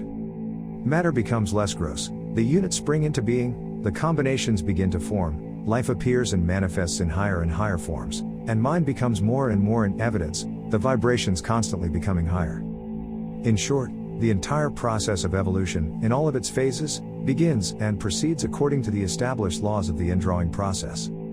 All of this occupies eons upon eons of man's time, each eon containing countless millions of years, but yet the illumined inform us that the entire creation, including involution and evolution, of an universe, is but as the twinkle of the eye to the all. At the end of countless cycles of eons of time, the all withdraws its attention, its contemplation and meditation of the universe, for the great work is finished, and all is withdrawn into the all from which it emerged. But mystery of mysteries, the spirit of each soul is not annihilated, but is infinitely expanded, the created and the creator are merged. Such is the report of the illumined. The above illustration of the meditation, and subsequent awakening from meditation, of the all, is of course but an attempt of the teachers to describe the infinite process by a finite example. And, yet, as below, so above. The difference is merely in degree. And just as the all arouses itself from the meditation upon the universe, so does man, in time, cease from manifesting upon the material plane, and withdraws himself more and more into the indwelling spirit, which is indeed the divine ego. There is one more matter of which we desire to speak in this lesson, and that comes very near to an invasion of the metaphysical field of speculation, although our purpose is merely to show the futility of such speculation. We allude to the question which inevitably comes to the mind of all thinkers who have ventured to seek the truth. The question is, why does the all create universes? The question may be asked in different forms, but the above is the gist of the inquiry. Men have striven hard to answer this question, but still there is no answer worthy of the name. Some have imagined that the all had something to gain by it, but this is absurd, for what could the all gain that it did not already possess? Others have sought the answer in the idea that the all wished something to love, and others that it created for pleasure, or amusement, or because it was lonely, or to manifest its power, all puerile explanations and ideas, belonging to the childish period of thought. Others have sought to explain the mystery by assuming that the all found itself compelled to create, by reason of its own internal nature, its creative instinct. This idea is in advance of the others, but its weak point lies in the idea of the all being compelled by anything, internal or external. If its internal nature, or creative instinct, compelled it to do anything, then the internal nature or creative instinct would be the absolute, instead of the all, and so accordingly that part of the proposition falls. And, yet, the all does create and manifest, and seems to find some kind of satisfaction in so doing. And it is difficult to escape the conclusion that in some infinite degree it must have what would correspond to an inner nature, or creative instinct, in man, with correspondingly infinite desire and will. It could not act unless it willed to act, and it would not will to act, unless it desired to act, and it would not desire to act unless it obtained some satisfaction thereby. And all of these things would belong to an inner nature, and might be postulated as existing according to the law of correspondence. But, still, we prefer to think of the all as acting entirely free from any influence, internal as well as external. That is the problem which lies at the root of difficulty, and the difficulty that lies at the root of the problem. Strictly speaking, there cannot be said to be any reason whatsoever for the all to act, for a reason implies a cause, and the all is above cause and effect, except when it wills to become a cause, at which time the principle is set into motion. So, you see, the matter is unthinkable, just as the all is unknowable. Just as we say the all merely is, so we are compelled to say that the all acts because it acts. At the last, the all is all reason in itself, all law in itself, all action in itself, and it may be said, truthfully, that the all is its own reason, its own law, its own act, or still further, that the all, its reason, its act, its law, are one, all being names for the same thing. In the opinion of those who are giving you these present lessons, the answer is locked up in inner self of the all, along with its secret of being. The law of correspondence, in our opinion, reaches only to that aspect of the all, which may be spoken of as the aspect of becoming. Back of that aspect is the aspect of being, in which all laws are lost in law, all principles merge into principle, and the all, principle, and being, are identical, one and the same. Therefore, metaphysical speculation on this point is futile. We go into the matter here, merely to show that we recognize the question, and also the absurdity of the ordinary answers of metaphysics and theology. In conclusion, it may be of interest to our students to learn that while some of the ancient, and modern, Hermetic teachers have rather inclined in the direction of applying the principle of correspondence to the question, with the result of the inner nature conclusion. Still the legends have it that Hermes, the Great, when asked this question by his advanced students, answered them by pressing his lips tightly together and saying not a word, indicating that there was no answer. But, then, he may have intended to apply the axiom of his philosophy, that the lips of wisdom are closed, except to the ears of understanding, believing that even his advanced students did not possess the understanding which entitled them to the teaching. At any rate, if Hermes possessed the secret, he failed to impart it, and so far as the world is concerned, the lips of Hermes are closed regarding it. And where the great Hermes hesitated to speak, what mortal may dare to teach? But, remember, that whatever be the answer to this problem, if indeed there be an answer, the truth remains that, while all is in the all, it is equally true that the all is in all. The teaching on this point is emphatic. And we may add the concluding words of the quotation. To him who truly understands this truth, hath come great knowledge. Chapter 8. The Planes of Correspondence. As above, so below, as below, so above. The Kybalion. The great second Hermetic principle embodies the truth that there is a harmony, agreement, and correspondence between the several planes of manifestation, life, and being. This truth is a truth because all that is included in the universe emanates from the same source, and the same laws, principles, and characteristics apply to each unit, or combination of units of activity, as each manifests its own phenomena upon its own plane.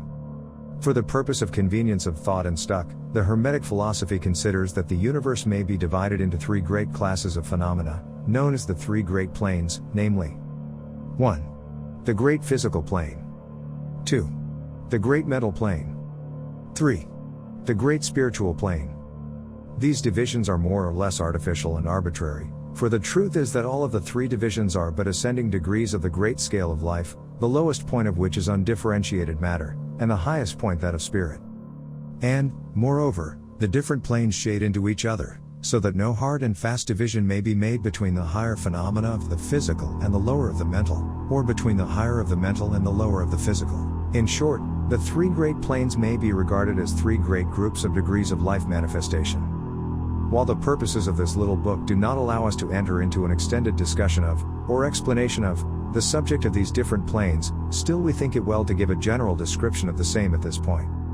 At the beginning we may as well consider the question so often asked by the neophyte, who desires to be informed regarding the meaning of the word plane, which term has been very freely used, and very poorly explained, in many recent works upon the subject of occultism. The question is generally about as follows: is a plane a place having dimensions, or is it merely a condition or state?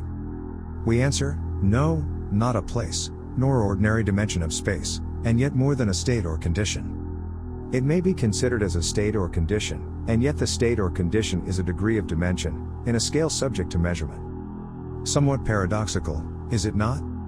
But let us examine the matter. A dimension, you know, is a measure in a straight line, relating to measure, etc. The ordinary dimensions of space are length, breadth, and height, or perhaps length, breadth, height, thickness or circumference. But there is another dimension of created things, or measure in a straight line, known to occultists, and to scientists as well, although the latter have not as yet applied the term dimension to it.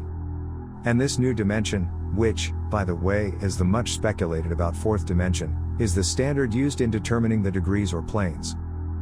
This fourth dimension may be called the dimension of vibration. It is a fact well known to modern science, as well as to the Hermetists who have embodied the truth in their third Hermetic principle, that everything is in motion. Everything vibrates. Nothing is at rest. From the highest manifestation to the lowest, everything and all things vibrate. Not only do they vibrate at different rates of motion, but as in different directions and in a different manner. The degrees of the rate of vibrations constitute the degrees of measurement on the scale of vibrations, in other words the degrees of the fourth dimension. And these degrees form what occultists call planes. The higher the degree of rate of vibration, the higher the plane, and the higher the manifestation of life occupying that plane. So that while a plane is not a place, nor yet a state or condition, yet it possesses qualities common to both. We shall have more to say regarding the subject of the scale of vibrations in our next lessons, in which we shall consider the Hermetic principle of vibration. You will kindly remember, however, that the three great planes are not actual divisions of the phenomena of the universe, but merely arbitrary terms used by the Hermetists in order to aid in the thought and study of the various degrees and forms of universal activity and life. The atom of matter, the unit of force, the mind of man, and the being of the archangel are all but degrees in one scale, and all fundamentally the same. The difference between solely a matter of degree and rate of vibration, all are creations of the all, and have their existence solely within the infinite mind of the all. The Hermetists subdivide each of the three great planes into 7 minor planes, and each of these latter are also subdivided into 7 subplanes, all divisions being more or less arbitrary, shading into each other, and adopted merely for convenience of scientific study and thought. The great physical plane, and its 7 minor planes, is that division of the phenomena of the universe which includes all that relates to physics, or material things, forces, and manifestations. It includes all forms of that which we call matter, and all forms of that which we call energy or force. But you must remember that the Hermetic philosophy does not recognize matter as a thing in itself, or as having a separate existence even in the mind of the all. The teachings are that matter is but a form of energy, that is, energy at a low rate of vibrations of a certain kind. And accordingly the Hermetists classify matter under the head of energy, and give to it 3 of the 7 minor planes of the great physical plane. These 7 minor physical planes are as follows. 1. The plane of matter, A. 2. The plane of matter, B. 3. The plane of matter, C. 4. The plane of ethereal substance. 5. The plane of energy, A. 6. The plane of energy, B. 7. The plane of energy, C.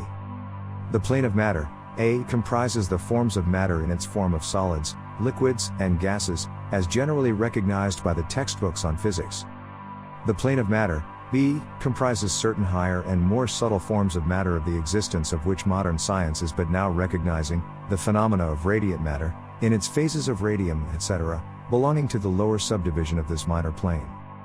The plane of matter, C, comprises forms of the most subtle and tenuous matter, the existence of which is not suspected by ordinary scientists. The plane of ethereal substance comprises that which science speaks of as the ether. A substance of extreme tenuity and elasticity, pervading all universal space, and acting as a medium for the transmission of waves of energy, such as light, heat, electricity, etc.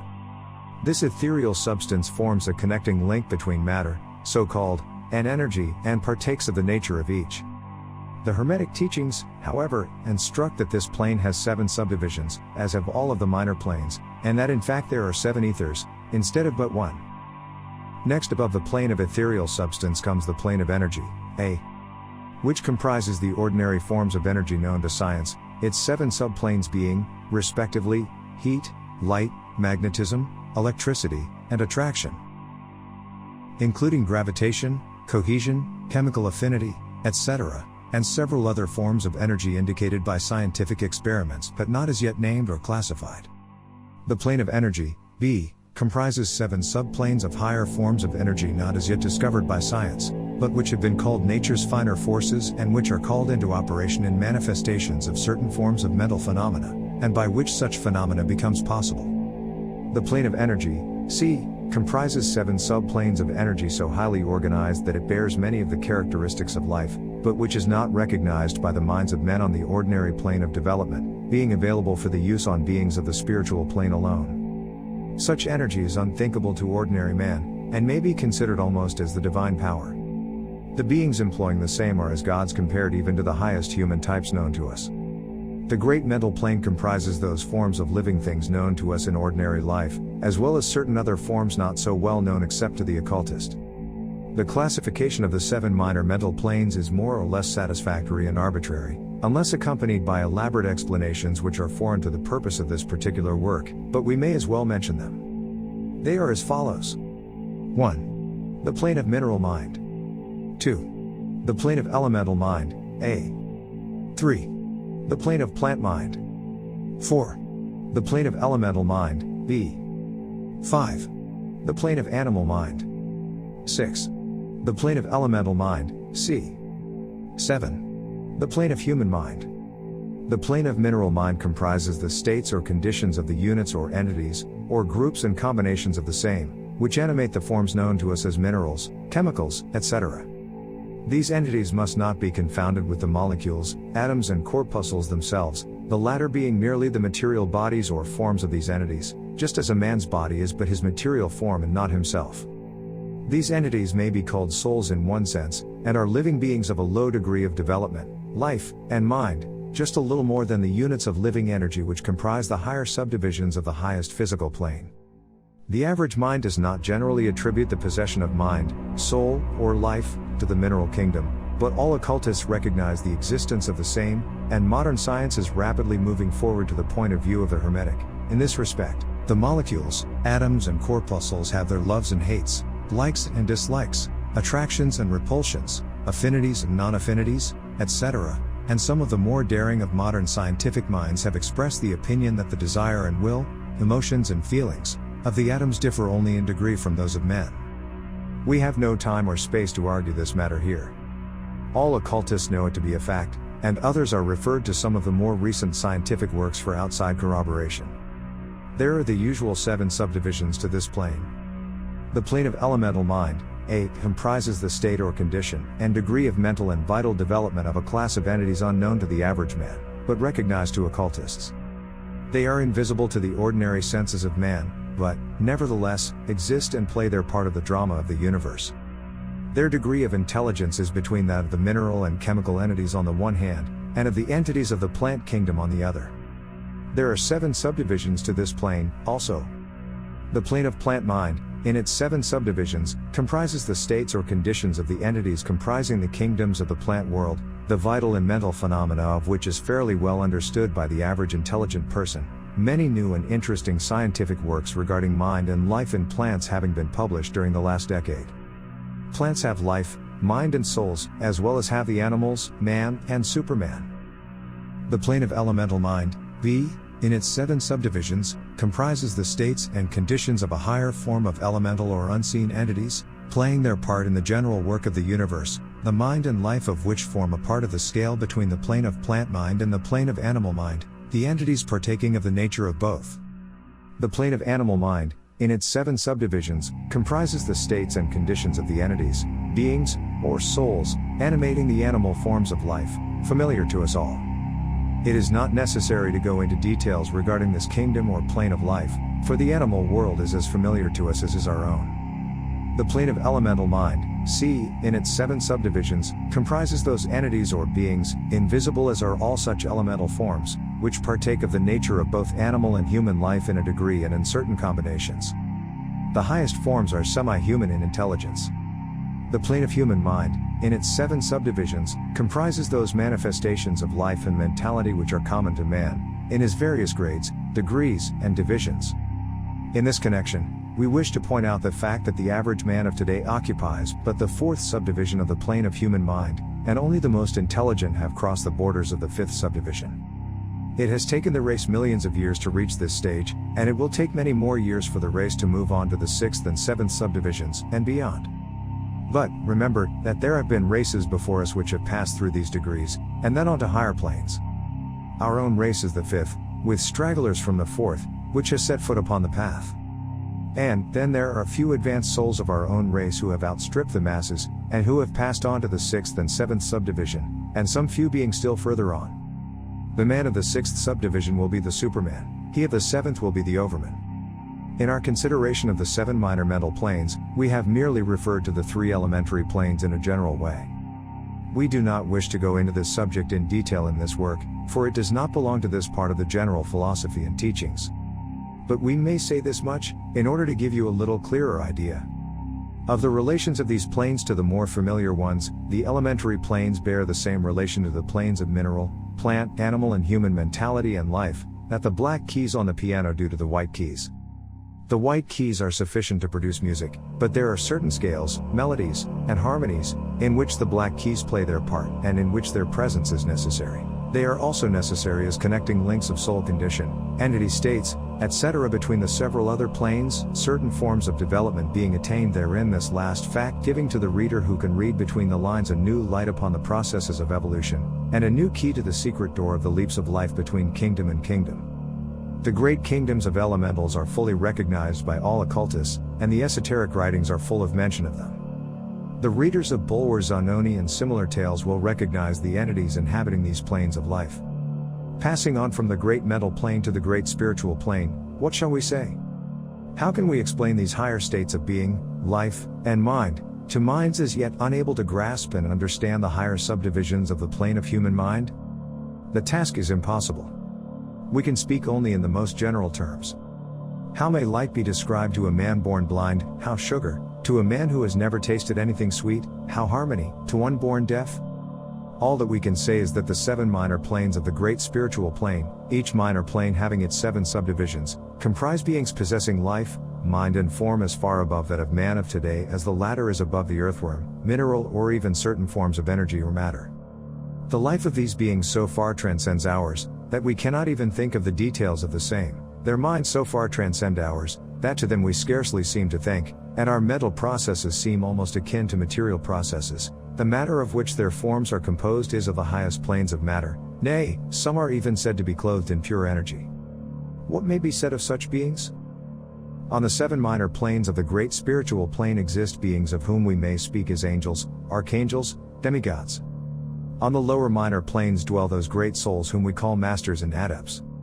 Above them come the great hierarchies of the angelic posts, unthinkable to man, and above those come those who may without irreverence be called the gods. So high in the scale of being are they, their being, intelligence and power being akin to those attributed by the races of men to their conceptions of deity. These beings are beyond even the highest flights of the human imagination, the word divine being the only one applicable to them. Many of these beings, as well as the angelic host, take the greatest interest in the affairs of the universe and play an important part in its affairs. These unseen divinities and angelic helpers extend their influence freely and powerfully, in the process of evolution and cosmic progress. Their occasional intervention and assistance in human affairs have led to the many legends, beliefs, religions and traditions of the race, past and present. They have superimposed their knowledge and power upon the world, again and again, all under the law of the all, of course. But, yet, even the highest of these advanced beings exist merely as creations of, and in, the mind of the all, and are subject to the cosmic processes and universal laws. They are still mortal. We may call them gods if we like, but still they are but the elder brethren of the race, the advanced souls who have outstripped their brethren, and who have foregone the ecstasy of absorption by the all, in order to help the race on its upward journey along the path. But, they belong to the universe, and are subject to its conditions. They are mortal, and their plane is below that of absolute spirit. Only the most advanced Hermetists are able to grasp the inner teachings regarding the state of existence, and the powers manifested on the spiritual planes. The phenomena is so much higher than that of the mental planes that a confusion of ideas would surely result from an attempt to describe the same. Only those whose minds have been carefully trained along the lines of the Hermetic philosophy for years, yes, those who have brought with them from other incarnations the knowledge acquired previously, can comprehend just what is meant by the teaching regarding these spiritual planes. And much of these inner teachings is held by the Hermetists as being too sacred, important and even dangerous for general public dissemination. The intelligent student may recognize what we mean by this when we state that the meaning of spirit as used by the Hermetists is akin to living power, animated force, inner essence, essence of life, etc., which meaning must not be confounded with that usually and commonly employed in connection with the term, i.e., religious, ecclesiastical, spiritual, ethereal, holy, etc., etc. To occultists, the word spirit is used in the sense of the animating principle, carrying with it the idea of power, living energy, mystic force, etc. And occultists know that that which is known to them as spiritual power may be employed for evil as well as good ends, in accordance with the principle of polarity, a fact which has been recognized by the majority of religions in their conceptions of Satan, Beelzebub, the devil, Lucifer, fallen angels, etc. And so the knowledge regarding these planes has been kept in the Holy of Holies in all esoteric fraternities and occult orders, in the secret chamber of the temple. But this may be said here, that those who have attained high spiritual powers and have misused them, have a terrible fate in store for them, and the swing of the pendulum of rhythm will inevitably swing them back to the furthest extreme of material existence, from which point they must retrace their steps spirit-ward, along the weary rounds of the path, but always with the added torture of having always with them a lingering memory of the heights from which they fell owing to their evil actions. The legends of the fallen angels have a basis in actual facts, as all advanced occultists know. The striving for selfish power on the spiritual planes inevitably results in the selfish soul losing its spiritual balance and falling back as far as it had previously risen. But to even such a soul the opportunity of a return is given, and such souls make the return journey, paying the terrible penalty according to the invariable law. In conclusion, we would again remind you that according to the principle of correspondence, which embodies the truth, as above so below, as below so above, all of the 7 Hermetic principles are in full operation on all of the many planes, physical, mental, and spiritual. The principle of mental substance of course applies to all the planes, for all are held in the mind of the all. The principle of correspondence manifests in all, for there is a correspondence, harmony and agreement between the several planes. The principle of vibration manifests on all planes, in fact the very differences that go to make the planes arise from vibration, as we have explained. The principle of polarity manifests on each plane, the extremes of the poles being apparently opposite and contradictory. The principle of rhythm manifests on each plane, the movement of the phenomena having its ebb and flow, rise and flow, incoming and outgoing. The principle of cause and effect manifests on each plane, every effect having its cause and every cause having its effect. The principle of gender manifests on each plane, the creative energy being always manifest, and operating along the lines of its masculine and feminine aspects. As above so below. As below, so above. This centuries-old Hermetic axiom embodies one of the great principles of universal phenomena. As we proceed with our consideration of the remaining principles, we will see even more clearly the truth of the universal nature of this great principle of correspondence. Chapter 9. Vibration.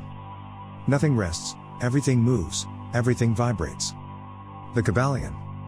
The great third Hermetic principle, the principle of vibration, embodies the truth that motion is manifest in everything in the universe, that nothing is at rest, that everything moves, vibrates, and circles. This Hermetic principle was recognized by some of the early Greek philosophers who embodied it in their systems.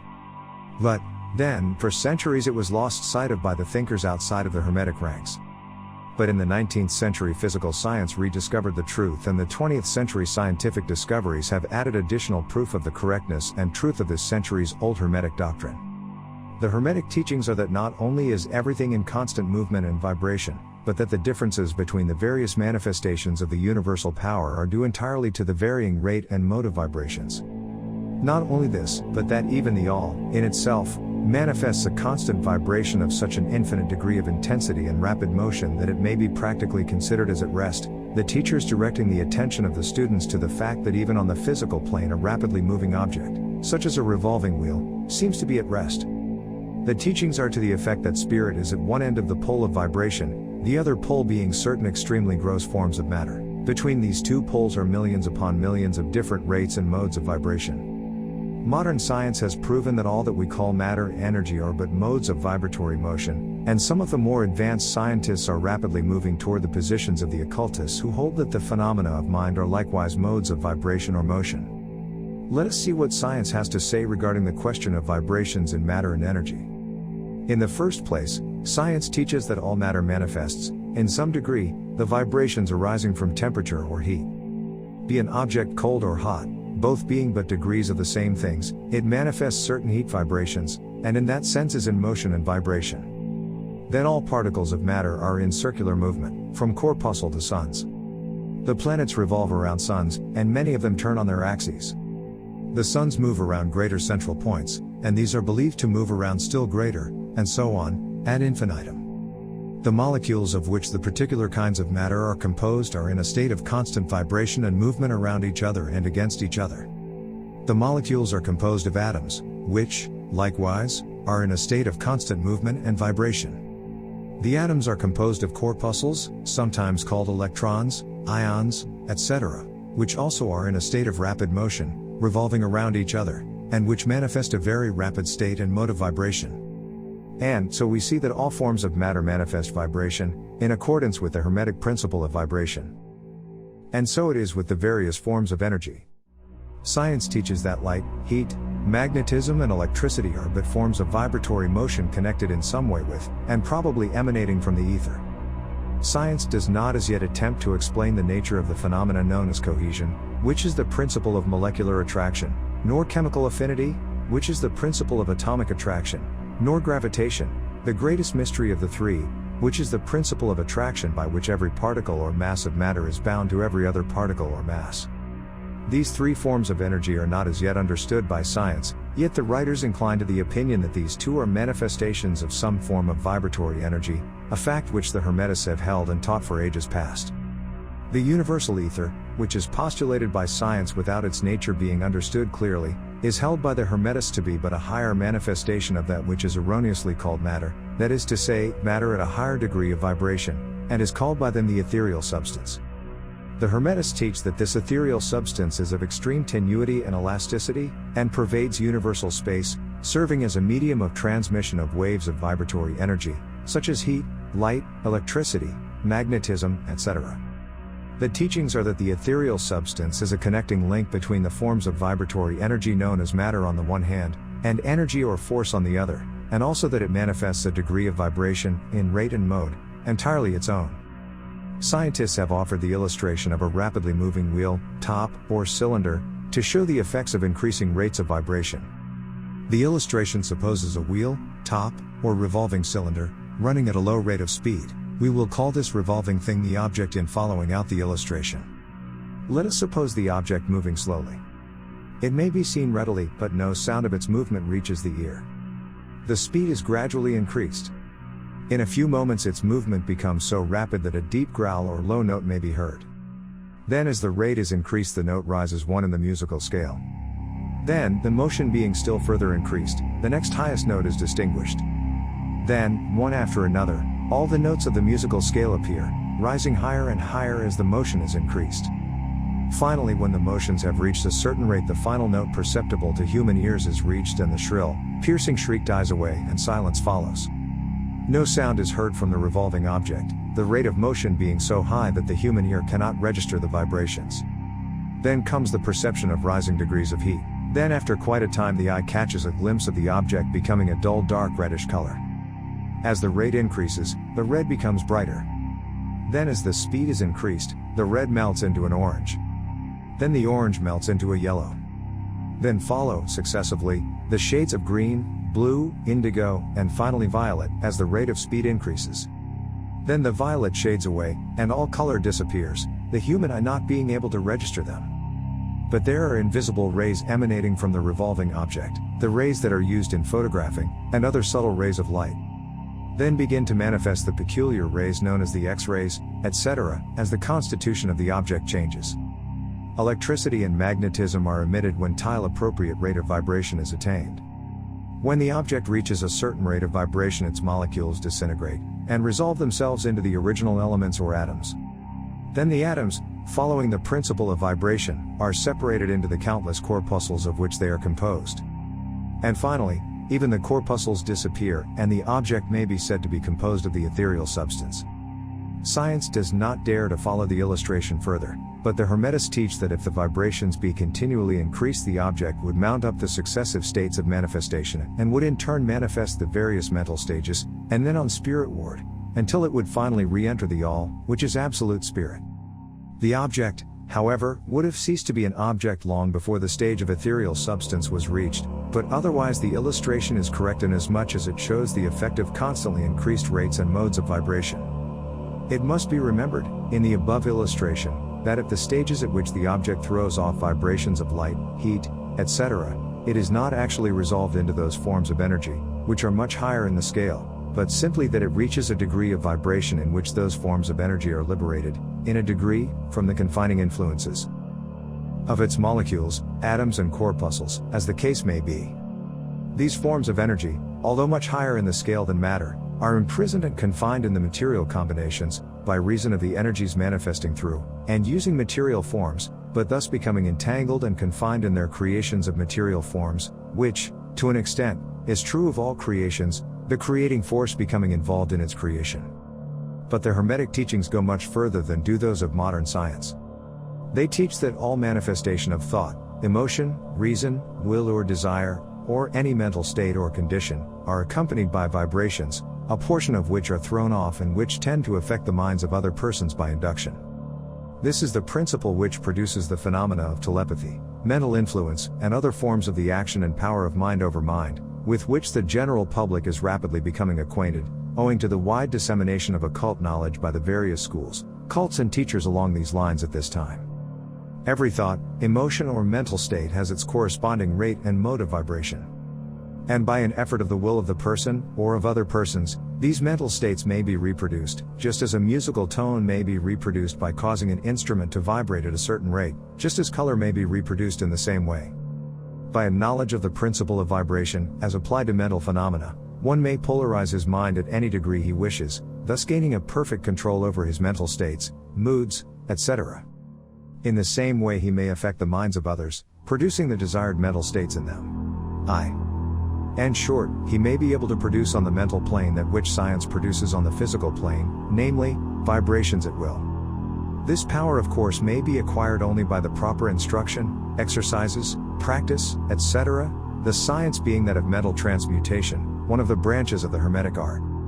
A little reflection on what we have said will show the student that the principle of vibration underlies the wonderful phenomena of the power manifested by the masters and adepts, who are able to apparently set aside the laws of nature, but who, in reality, are simply using one law against another, one principle against others, and who accomplish their results by changing the vibrations of material objects, or forms of energy, and thus perform what are commonly called miracles.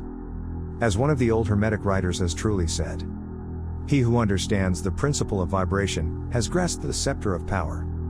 Chapter 10. Polarity. Everything is dual, everything has poles, everything has its pair of opposites. Like and unlike are the same, opposites are identical in nature, but different in degree.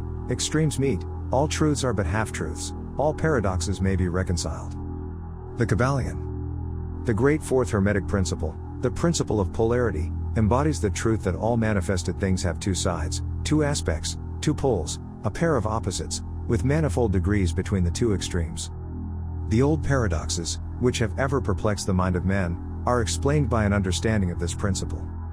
Man has always recognized something akin to this principle, and has endeavored to express it by such sayings, maxims and aphorisms as the following: everything is and isn't, at the same time, all truths are but half-truths, every truth is half-false, there are two sides to everything, there is a reverse side to every shield, etc., etc.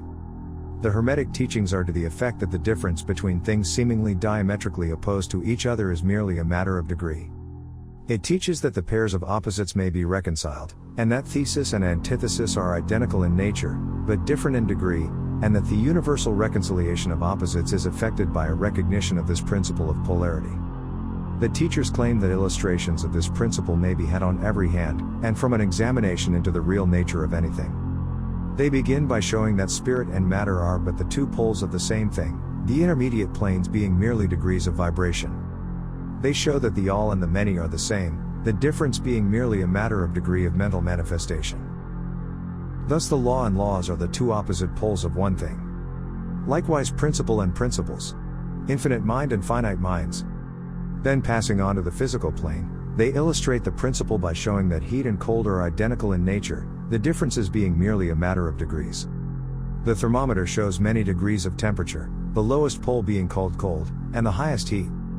Between these two poles are many degrees of heat or cold, call them either and you are equally correct. The higher of 2 degrees is always warmer, while the lower is always colder. There is no absolute standard, all is a matter of degree. There is no place on the thermometer where heat ceases and cold begins. It is all a matter of higher or lower vibrations. The very terms high and low which we are compelled to use, are but poles of the same thing, the terms are relative. So with east and west, travel around the world in an eastward direction, and you reach a point which is called west at your starting point, and you return from that westward point. Travel far enough north, and you will find yourself traveling south, or vice versa. Light and darkness are poles of the same thing, with many degrees between them. The musical scale is the same, starting with C you move upward until you reach another C, and so on, the differences between the two ends of the board being the same, with many degrees between the two extremes. The scale of color is the same, higher and lower vibrations being the only difference between high violet and low red. Large and small are relative. So are noise and quiet, hard and soft follow the rule. Likewise sharp and dull. Positive and negative are two poles of the same thing, with countless degrees between them. Good and bad are not absolute, we call one end of the scale good and the other bad, or one end good and the other evil, according to the use of the terms. A thing is less good than the thing higher in the scale, but that less good thing, in turn, is more good than the thing next below it, and so on, the more or less being regulated by the position on the scale. And so it is on the mental plane. Love and hate are generally regarded as being things diametrically opposed to each other, entirely different, unreconcilable. But we apply the principle of polarity, we find that there is no such thing as absolute love or absolute hate, as distinguished from each other. The two are merely terms applied to the two poles of the same thing. Beginning at any point of the scale we find more love, or less hate, as we ascend the scale, and more hate or less love as we descend, this being true no matter from what point, high or low, we may start. There are degrees of love and hate, and there's a middle point where like and dislike become so faint that it is difficult to distinguish between them. Courage and fear come under the same rule. The pairs of opposites exist everywhere. Where you find one thing you find its opposite, the two poles. And it is this fact that enables the Hermetists to transmute one mental state into another, along the lines of polarization. Things belonging to different classes cannot be transmuted into each other, but things of the same class may be changed, that is, may have their polarity changed. Thus love never becomes east or west, or red or violet, but it may and often does turn into hate, and likewise hate may be transformed into love, by changing its polarity. Courage may be transmuted into fear, and the reverse. Hard things may be rendered soft. Dull things become sharp. Hot things become cold. And so on, the transmutation always being between things of the same kind of different degrees. Take the case of a fearful man. By raising his mental vibrations along the line of fear, courage, he can be filled with the highest degree of courage and fearlessness. And, likewise, the slothful man may change himself into an active, energetic individual, simply by polarizing along the lines of the desired quality. The student who is familiar with the processes by which the various schools of mental science, etc., produce changes in the mental states of those following their teachings, may not readily understand the principle underlying many of these changes. When, however, the principle of polarity is once grasped, and it is seen that the mental changes are occasioned by a change of polarity, a sliding along the same scale, the matter is more readily understood. The change is not in the nature of a transmutation of one thing into another thing entirely different, but is merely a change of degree in the same things, a vastly important difference. For instance, borrowing an analogy from the physical plane, it is impossible to change heat into sharpness, loudness, highness, etc., but heat may readily be transmuted into cold, simply by lowering the vibrations. In the same way hate and love are mutually transmutable, so are fear and courage. But fear cannot be transformed into love, nor can courage be transmuted into hate. The mental states belong to innumerable classes, each class of which has its opposite poles, along which transmutation is possible. The student will readily recognize that in the mental states, as well as in the phenomena of the physical plane, the two poles may be classified as positive and negative, respectively. Thus love is positive to hate, courage to fear, activity to non-activity, etc., etc. And it will also be noticed that even to those unfamiliar with the principle of vibration, the positive pole seems to be of a higher degree than the negative, and readily dominates it. The tendency of nature is in the direction of the dominant activity of the positive pole. In addition to the changing of the poles of one's own mental states by the operation of the art of polarization, the phenomena of mental influence, in its manifold phases, shows us that the principle may be extended so as to embrace the phenomena of the influence of one mind over that of another, of which so much has been written and taught of late years. When it is understood that mental induction is possible, that is, that mental states may be produced by induction from others, then we can readily see how a certain rate of vibration, or polarization of a certain mental state, may be communicated to another person, and his polarity in that class of mental states thus changed. It is along this principle that the results of many of the mental treatments are obtained. For instance, a person is blue, melancholy and full of fear. A mental scientist bringing his own mind up to the desired vibration by his trained will, and thus obtaining the desired polarization in his own case, then produces a similar mental state in the other by induction, the result being that the vibrations are raised and the person polarizes toward the positive end of the scale instead toward the negative, and his fear and other negative emotions are transmuted to courage and similar positive mental states.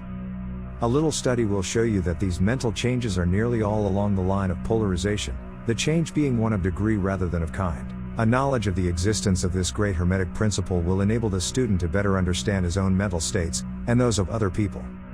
He will see that these states are all matters of degree, and seeing thus, he will be able to raise or lower the vibration at will, to change his mental poles, and thus be master of his mental states, instead of being their servant and slave. And by his knowledge he will be able to aid his fellows intelligently, and by the appropriate methods change the polarity when the same is desirable. We advise all students to familiarize themselves with this principle of polarity, for a correct understanding of the same will throw light on many difficult subjects. Chapter 11. Rhythm. Everything flows out and in, everything has its tides, all things rise and fall, the pendulum swing manifests in everything, the measure of the swing to the right, is the measure of the swing to the left, rhythm compensates. The Kybalion.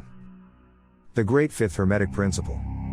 The principle of rhythm embodies the truth that in everything there is manifested a measured motion, a to and from movement, a flow and inflow, a swing forward and backward, a pendulum-like movement, a tide-like ebb and flow, a high tide and a low tide, between the two poles manifest on the physical, mental or spiritual planes.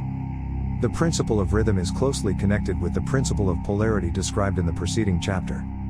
Rhythm manifests between the two poles established by the principle of polarity.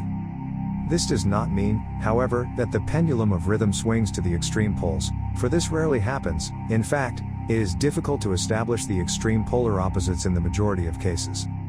But the swing is ever toward first one pole and then the other. There is always an action and reaction, an advance and a retreat, a rising and a sinking, manifested in all of the airs and phenomena of the universe.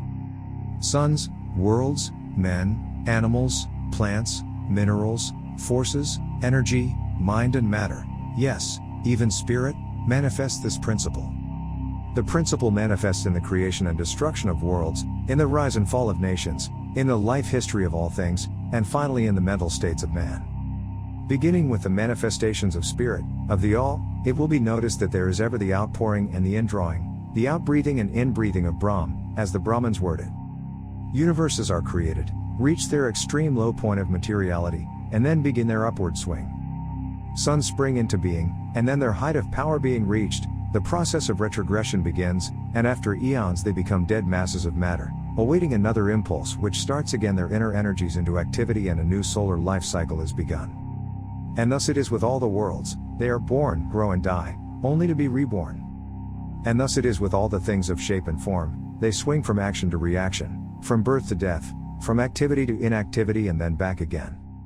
Thus it is with all living things, they are born, grow and die and then are reborn. So it is with all great movements, philosophies, creeds, fashions, governments, nations, and all else, birth, growth, maturity, decadence, death, and then new birth.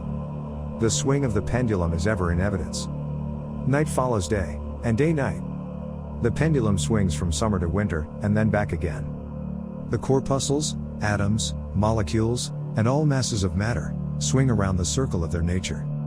There is no such thing as absolute rest, or cessation from movement, and all movement partakes of rhythm. The principle is of universal application.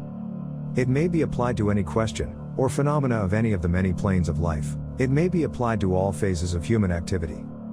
There is always the rhythmic swing from one pole to the other. The universal pendulum is ever in motion. The tides of life flow in and out, according to law. The principle of rhythm is well understood by modern science, and is considered a universal law as applied to material things. But the Hermetists carry the principle much further, and know that its manifestations and influence extend to the mental activities of man, and that it accounts for the bewildering succession of moods, feelings and other annoying and perplexing changes that we notice in ourselves. But the Hermetists, by studying the operations of this principle, have learned to escape some of its activities by transmutation. The Hermetic masters long since discovered that while the principle of rhythm was invariable, and ever in evidence in mental phenomena, still there were two planes of its manifestation so far as mental phenomena are concerned. They discovered that there were two general planes of consciousness, the lower and the higher, the understanding of which fact enabled them to rise to the higher plane and thus escape the swing of the rhythmic pendulum which manifested on the lower plane. In other words, the swing of the pendulum occurred on the unconscious plane, and the consciousness was not affected. This they call the law of neutralization. Its operations consist in the raising of the ego above the vibrations of the unconscious plane of mental activity, so that the negative swing of the pendulum is not manifested in consciousness, and therefore they are not affected. It is akin to rising above a thing and letting it pass beneath you. The Hermetic master, or advanced student, polarizes himself at the desired pole, and by a process akin to refusing to participate in the backward swing, or, if you prefer, a denial of its influence over him, he stands firm in his polarized position, and allows the mental pendulum to swing back along the unconscious plane. All individuals who have attained any degree of self-mastery accomplish this, more or less unknowingly, and by refusing to allow their moods and negative mental states to affect them, they apply the law of neutralization. The master, however, carries this to a much higher degree of proficiency, and by the use of his will he attains a degree of poise and mental firmness almost impossible of belief on the part of those who allow themselves to be swung backward and forward by the mental pendulum of moods and feelings. The importance of this will be appreciated by any thinking person who realizes what creatures of moods, feelings and emotion the majority of people are, and how little mastery of themselves they manifest. If you will stop and consider a moment, you will realize how much these swings of rhythm have affected you in your life, how a period of enthusiasm has been invariably followed by an opposite feeling and mood of depression. Likewise, your moods and periods of courage have been succeeded by equal moods of fear. And so it has ever been with the majority of persons, tides of feeling have ever risen and fallen with them, but they have never suspected the cause or reason of the mental phenomena. An understanding of the workings of this principle will give one the key to the mastery of these rhythmic swings of feeling, and will enable him to know himself better and to avoid being carried away by these inflows and outflows.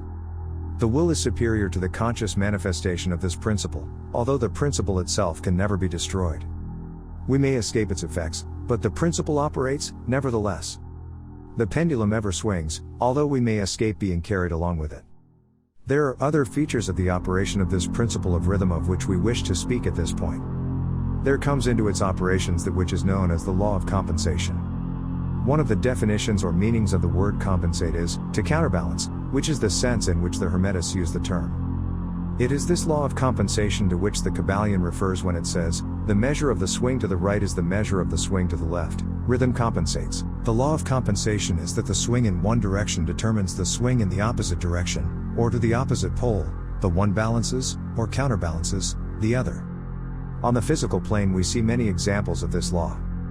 The pendulum of the clock swings a certain distance to the right, and then an equal distance to the left. The seasons balance each other in the same way. The tides follow the same law. And the same law is manifested in all the phenomena of rhythm. The pendulum, with a short swing in one direction, has but a short swing in the other, while the long swing to the right invariably means the long swing to the left. An object hurled upward to a certain height has an equal distance to traverse on its return. The force with which a projectile is sent upward a mile is reproduced when the projectile returns to the Earth on its return journey. This law is constant on the physical plane, as reference to the standard authorities will show you. But the Hermetists carry it still further. They teach that a man's mental states are subject to the same law. The man who enjoys keenly is subject to keen suffering, while he who feels but little pain is capable of feeling but little joy. The pig suffers but little mentally, and enjoys but little, he is compensated. And on the other hand, there are other animals who enjoy keenly, but whose nervous organism and temperament cause them to suffer exquisite degrees of pain. And so it is with man. There are temperaments which permit of but low degrees of enjoyment, and equally low degrees of suffering, while there are others which permit the most intense enjoyment, but also the most intense suffering. The rule is that the capacity for pain and pleasure, in each individual, are balanced. The law of compensation is in full operation here. But the Hermetists go still further in this matter. They teach that before one is able to enjoy a certain degree of pleasure, he must have swung as far, proportionally, toward the other pole of feeling. They hold, however, that the negative is precedent to the positive in this matter, that is to say that in experiencing a certain degree of pleasure it does not follow that he will have to pay up for it with a corresponding degree of pain. On the contrary, the pleasure is the rhythmic swing, according to the law of compensation, for a degree of pain previously experienced either in the present life, or in a previous incarnation. This throws a new light on the problem of pain. The Hermetists regard the chain of lives as continuous, and as forming a part of one life of the individual, so that in consequence the rhythmic swing is understood in this way, while it would be without meaning unless the truth of reincarnation is admitted. But the Hermetists claim that the master or advanced student is able, to a great degree, to escape tile swing toward pain, by the process of neutralization before mentioned. By rising on to the higher plane of the ego, much of the experience that comes to those dwelling on the lower plane is avoided and escaped. The law of compensation plays an important part in the lives of men and women. It will be noticed that one generally pays the price of anything he possesses or lacks. If he has one thing, he lacks another, the balance is struck. No one can keep his penny and have the bit of cake at the same time. Everything has its pleasant and unpleasant sides. Things that one gains are always paid for by the things that one loses. The rich possess much that the poor lack, while the poor often possess things that are beyond the reach of the rich. The millionaire may have the inclination toward feasting, and the wealth wherewith to secure all the dainties and luxuries of the table while he lacks the appetite to enjoy the same. He envies the appetite and digestion of the laborer, who lacks the wealth and inclinations of the millionaire, and who gets more pleasure from his plain food than the millionaire could obtain even if his appetite were not jaded, nor his digestion ruined, for the wants, habits and inclinations differ. And so it is through life. The law of compensation is ever in operation, striving to balance and counterbalance, and always succeeding in time, even though several lives may be required for the return swing of the pendulum of rhythm. Chapter 12. Causation. Every cause has its effect, every effect has its cause, everything happens according to law. Chance is but a name for law not recognized. There are many planes of causation, but nothing escapes the law. The Kybalion. The great sixth Hermetic principle. The principle of cause and effect embodies the truth that law pervades the universe, that nothing happens by chance, that chance is merely a term indicating cause existing but not recognized or perceived, that phenomena is continuous, without break or exception. The principle of cause and effect underlies all scientific thought, ancient and modern, and was enunciated by the Hermetic teachers in the earliest days. While many and varied disputes between the many schools of thought have since arisen, these disputes have been principally upon the details of the operations of the principle, and still more often upon the meaning of certain words. The underlying principle of cause and effect has been accepted as correct by practically all the thinkers of the world worthy of the name. To think otherwise would be to take the phenomena of the universe from the domain of law and order, and to relegate it to the control of the imaginary something which men have called chance. A little consideration will show anyone that there is in reality no such thing as pure chance. Webster defines the word chance as follows: a supposed agent or mode of activity other than a force, law or purpose, the operation or activity of such agent, the supposed effect of such an agent, a happening, fortuity, casualty, etc. But a little consideration will show you that there can be no such agent as chance, in the sense of something outside of law, something outside of cause and effect. How could there be a something acting in the phenomenal universe, independent of the laws, order, and continuity of the latter? Such a something would be entirely independent of the orderly trend of the universe, and therefore superior to it. We can imagine nothing outside of the all being outside of the law, and that only because the all is the law in itself. There is no room in the universe for a something outside of and independent of law. The existence of such a something would render all natural laws ineffective, and would plunge the universe into chaotic disorder and lawlessness. A careful examination will show that what we call chance is merely an expression relating to obscure causes, causes that we cannot perceive, causes that we cannot understand. The word chance is derived from a word meaning to fall, as the falling of dice, the idea being that the fall of the dice, and many other happenings, are merely a happening unrelated to any cause. And this is the sense in which the term is generally employed. But when the matter is closely examined, it is seen that there is no chance whatsoever about the fall of the dice. Each time a die falls, and displays a certain number, it obeys a law as infallible as that which governs the revolution of the planets around the sun. Back of the fall of the die are causes, or chains of causes, running back further than the mind can follow. The position of the die in the box, the amount of muscular energy expended in the throw, the condition of the table, etc., all are causes, the effect of which may be seen. But back of these seen causes there are chains of unseen preceding causes, all of which had a bearing upon the number of the die which fell uppermost.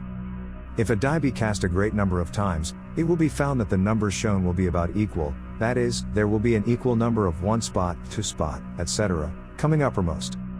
Toss a penny in the air, and it may come down either heads or tails, but make a sufficient number of tosses, and the heads and tails will about even up.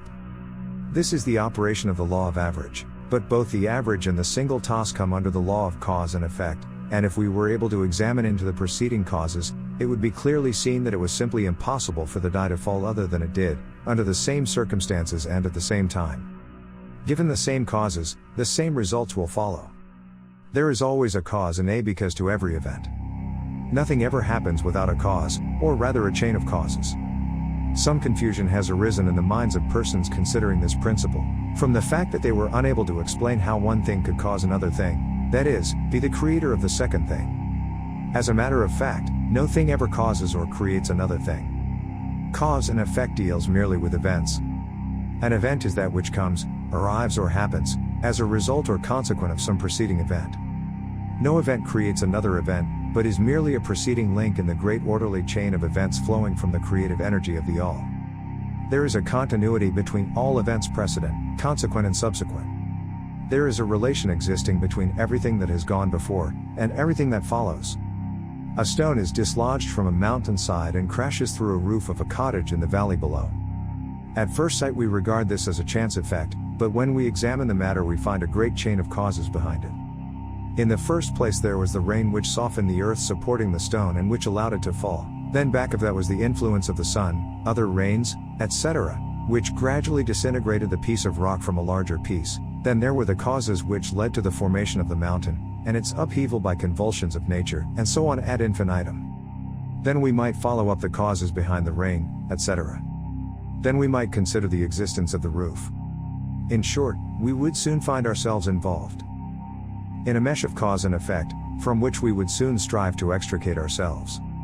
Just as a man has 2 parents, and 4 grandparents, and 8 great-grandparents, and 16 great-great-grandparents, and so on until when, say, 40 generations are calculated the numbers of ancestors run into many millions, so it is with the number of causes behind even the most trifling event or phenomena, such as the passage of a tiny speck of soot before your eye. It is not an easy matter to trace the bit of soot back to the early period of the world's history when it formed a part of a massive tree trunk, which was afterward converted into coal, and so on, until as the speck of soot it now passes before your vision on its way to other adventures. And a mighty chain of events, causes and effects, brought it to its present condition, and the latter is but one of the chain of events which will go to produce other events hundreds of years from now.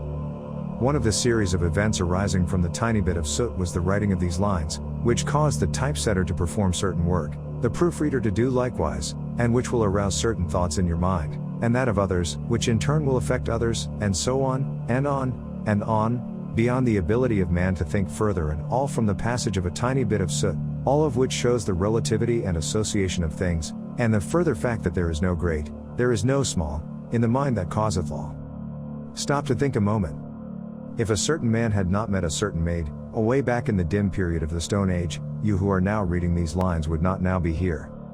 And if, perhaps, the same couple had failed to meet, we who now write these lines would not now be here. And the very act of writing, on our part, and the act of reading, on yours, will affect not only the respective lives of yourself and ourselves, but will also have a direct, or indirect, effect upon many other people now living and who will live in the ages to come. Every thought we think, every act we perform, has its direct and indirect results which fit into the great chain of cause and effect. We do not wish to enter into a consideration of free will, or determinism, in this work, for various reasons. Among the many reasons, is the principal one that neither side of the controversy is entirely right, in fact, both sides are partially right, according to the Hermetic teachings. The principle of polarity shows that both are but half-truths, the opposing poles of truth. The teachings are that a man may be both free and yet bound by necessity, depending upon the meaning of the terms, and the height of truth from which the matter is examined. The ancient writers express the matter thus: the further the creation is from the center, the more it is bound, the nearer the center it reaches, the nearer free is it. The majority of people are more or less the slaves of heredity, environment, etc., and manifest very little freedom. They are swayed by the opinions, customs and thoughts of the outside world, and also by their emotions, feelings, moods, etc. They manifest no mastery, worthy of the name. They indignantly repudiate this assertion, saying, "Why, I certainly am free to act and do as I please, I do just what I want to do," but they fail to explain whence arise the want to and as I please. What makes them want to do one thing in preference to another? What makes them please to do this and not do that? Is there no because to their pleasing and wanting? The master can change these pleases and wants into others at the opposite end of the mental pole. He is able to will instead of to will because some feeling, mood, emotion, or environmental suggestion arouses a tendency or desire within him so to do. The majority of people are carried along like the falling stone, obedient to environment, outside influences and internal moods, desires, etc., not to speak of the desires and wills of others stronger than themselves, heredity, environment, and suggestion, carrying them along without resistance on their part, or the exercise of the will. Moved like the pawns on the checkerboard of life, they play their parts and are laid aside after the game is over. But the masters, knowing the rules of the game, rise above the plane of material life, and placing themselves in touch with the higher powers of their nature, dominate their own moods, characters, qualities, and polarity, as well as the environment surrounding them, and thus become movers in the game, instead of pawns, causes instead of effects. The masters do not escape the causation of the higher planes, but fall in with the higher laws, and thus master circumstances on the lower plane. They thus form a conscious part of the law, instead of being mere blind instruments. While they serve on the higher planes, they rule on the material plane. But, on higher and on lower, the law is always in operation. There is no such things as chance. The blind goddess has been abolished by reason. We are able to see now, with eyes made clear by knowledge, that everything is governed by universal law, that the infinite number of laws are but manifestations of the one great law, the law which is the all. It is true indeed that not a sparrow drops unnoticed by the mind of the all, that even the hairs on our head are numbered, as the scriptures have said. There is nothing outside of law, nothing that happens contrary to it. And yet, do not make the mistake of supposing that man is but a blind automaton, far from that. The Hermetic teachings are that man may use law to overcome laws, and that the higher will always prevail against the lower, until at last he has reached the stage in which he seeks refuge in the law itself, and laughs the phenomenal laws to scorn. Are you able to grasp the inner meaning of this? Chapter 13. Gender. Gender is in everything. Everything has its masculine and feminine principles. Gender manifests on all planes. The Kybalion. The great seventh Hermetic principle. The principle of gender embodies the truth that there is gender manifested in everything, that the masculine and feminine principles are ever present and active in all phases of phenomena, on each and every plane of life. At this point we think it well to call your attention to the fact that gender, in its Hermetic sense, and sex in the ordinarily accepted use of the term, are not the same. The word gender is derived from the Latin root meaning to beget, to procreate, to generate, to create, to produce. A moment's consideration will show you that the word has a much broader and more general meaning than the term sex, the latter referring to the physical distinctions between male and female living things. Sex is merely a manifestation of gender on a certain plane of the great physical plane, the plane of organic life. We wish to impress this distinction upon your minds, for the reason that certain writers, who have acquired a smattering of the Hermetic philosophy, have sought to identify this seventh Hermetic principle with wild and fanciful, and often reprehensible, theories and teachings regarding sex. The office of gender is solely that of creating, producing, generating, etc., and its manifestations are visible on every plane of phenomena. It is somewhat difficult to produce proofs of this along scientific lines, for the reason that science has not as yet recognized this principle as of universal application. But still some proofs are forthcoming from scientific sources. In the first place, we find a distinct manifestation of the principle of gender among the corpuscles, ions, or electrons, which constitute the basis of matter as science now knows the latter, and which by forming certain combinations form the atom, which until lately was regarded as final and indivisible. The latest word of science is that the atom is composed of a multitude of corpuscles, electrons, or ions, the various names being applied by different authorities, revolving around each other and vibrating at a high degree and intensity. But the accompanying statement is made that the formation of the atom is really due to the clustering of negative corpuscles around a positive one, the positive corpuscles seeming to exert a certain influence upon the negative corpuscles, causing the latter to assume certain combinations and thus create or generate an atom. This is in line with the most ancient Hermetic teachings, which have always identified the masculine principle of gender with the positive, and the feminine with the negative poles of electricity, so called. Now a word at this point regarding this identification. The public mind has formed an entirely erroneous impression regarding the qualities of the so-called negative pole of electrified or magnetized matter. The terms positive and negative are very wrongly applied to this phenomenon by science. The word positive means something real and strong, as compared with a negative unreality or weakness. Nothing is further from the real facts of electrical phenomena. The so-called negative pole of the battery is really the pole in by which the generation or production of new forms and energies is manifested. There is nothing negative about it. The best scientific authorities now use the word cathode in place of negative, the word cathode coming from the Greek root meaning descent, the path of generation, etc. From the cathode pole emerge the swarm of electrons or corpuscles. From the same pole emerge those wonderful rays which have revolutionized scientific conceptions during the past decade. The cathode pole is the mother of all of the strange phenomena which have rendered useless the old textbooks, and which have caused many long accepted theories to be relegated to the scrap pile of scientific speculation. The cathode, or negative pole, is the mother principle of electrical phenomena, and of the finest forms of matter as yet known to science. So you see, we are justified in refusing to use the term negative in our consideration of the subject, and in insisting upon substituting the word feminine for the old term. The facts of the case bear us out in this, without taking the Hermetic teachings into consideration. And so we shall use the word feminine in the place of negative in speaking of that pole of activity. The latest scientific teachings are that the creative corpuscles or electrons are feminine. Science says they are composed of negative electricity, we say they are composed of feminine energy. A feminine corpuscle becomes detached from, or rather leaves, a masculine corpuscle, and starts on a new career. It actively seeks a union with a masculine corpuscle, being urged thereto by the natural impulse to create new forms of matter or energy. One writer goes so far as to use the term it at once seeks, of its own volition, a union, etc. This detachment and uniting form the basis of the greater part of the activities of the chemical world. When the feminine corpuscle unites with a masculine corpuscle, a certain process is begun. The feminine particles vibrate rapidly under the influence of the masculine energy, and circle rapidly around the latter.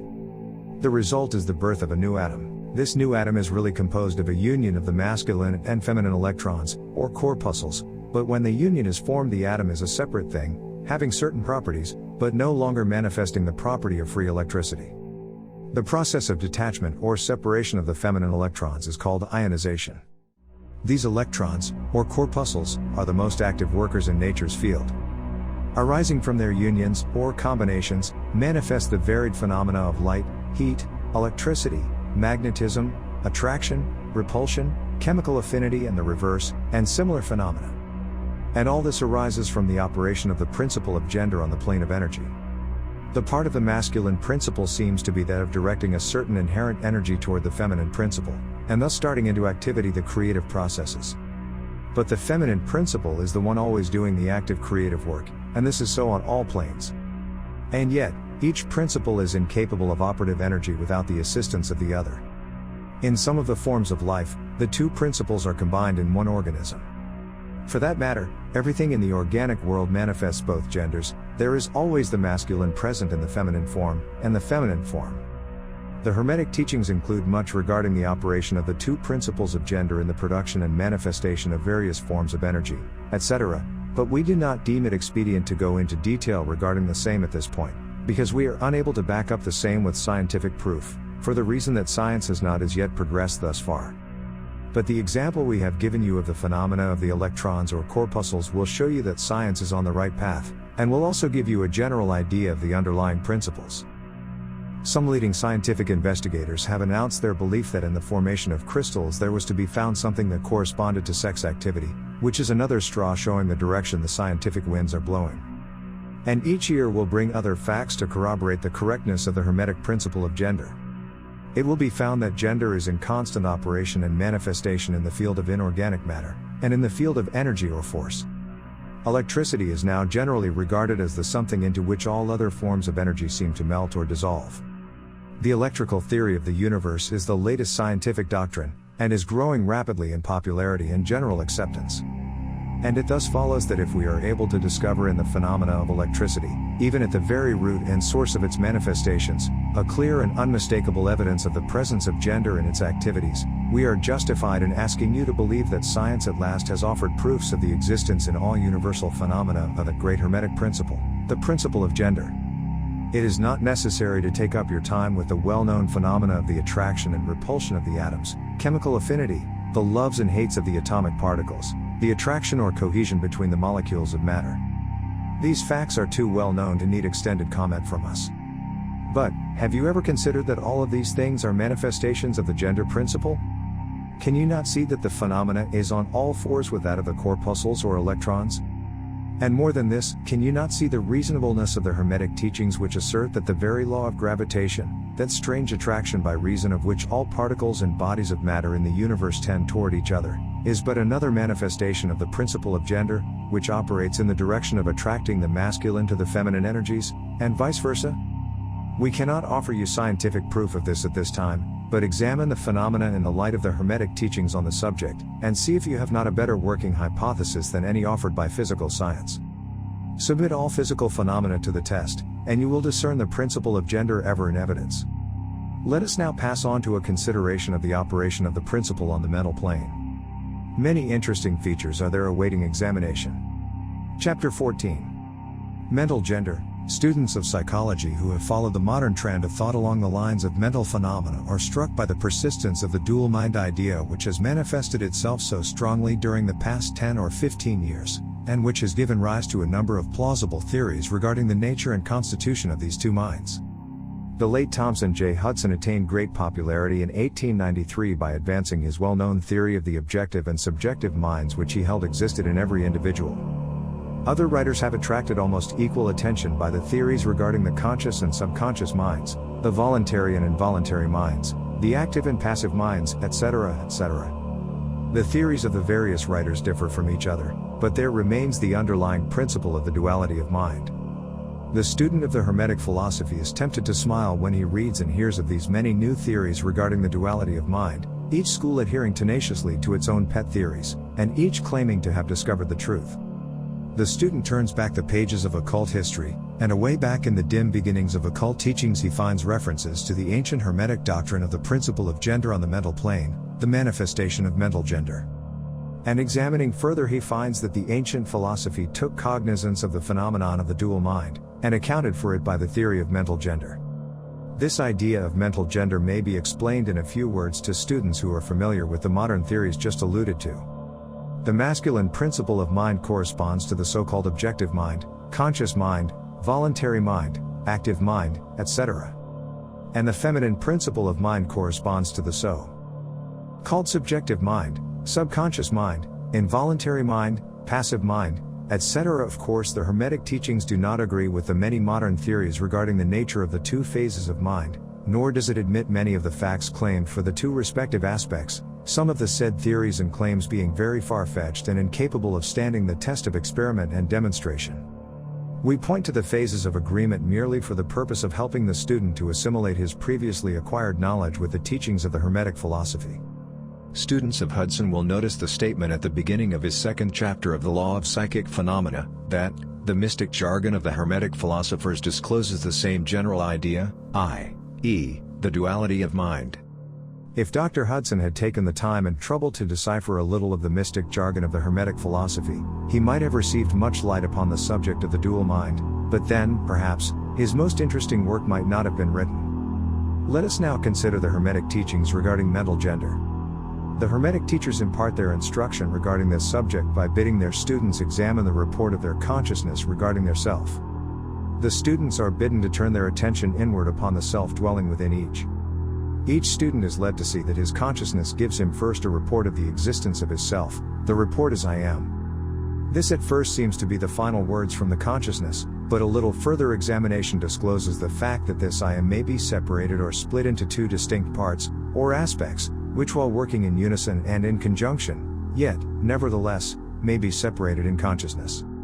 While at first there seems to be only an I existing, a more careful and closer examination reveals the fact that there exists an I and a me.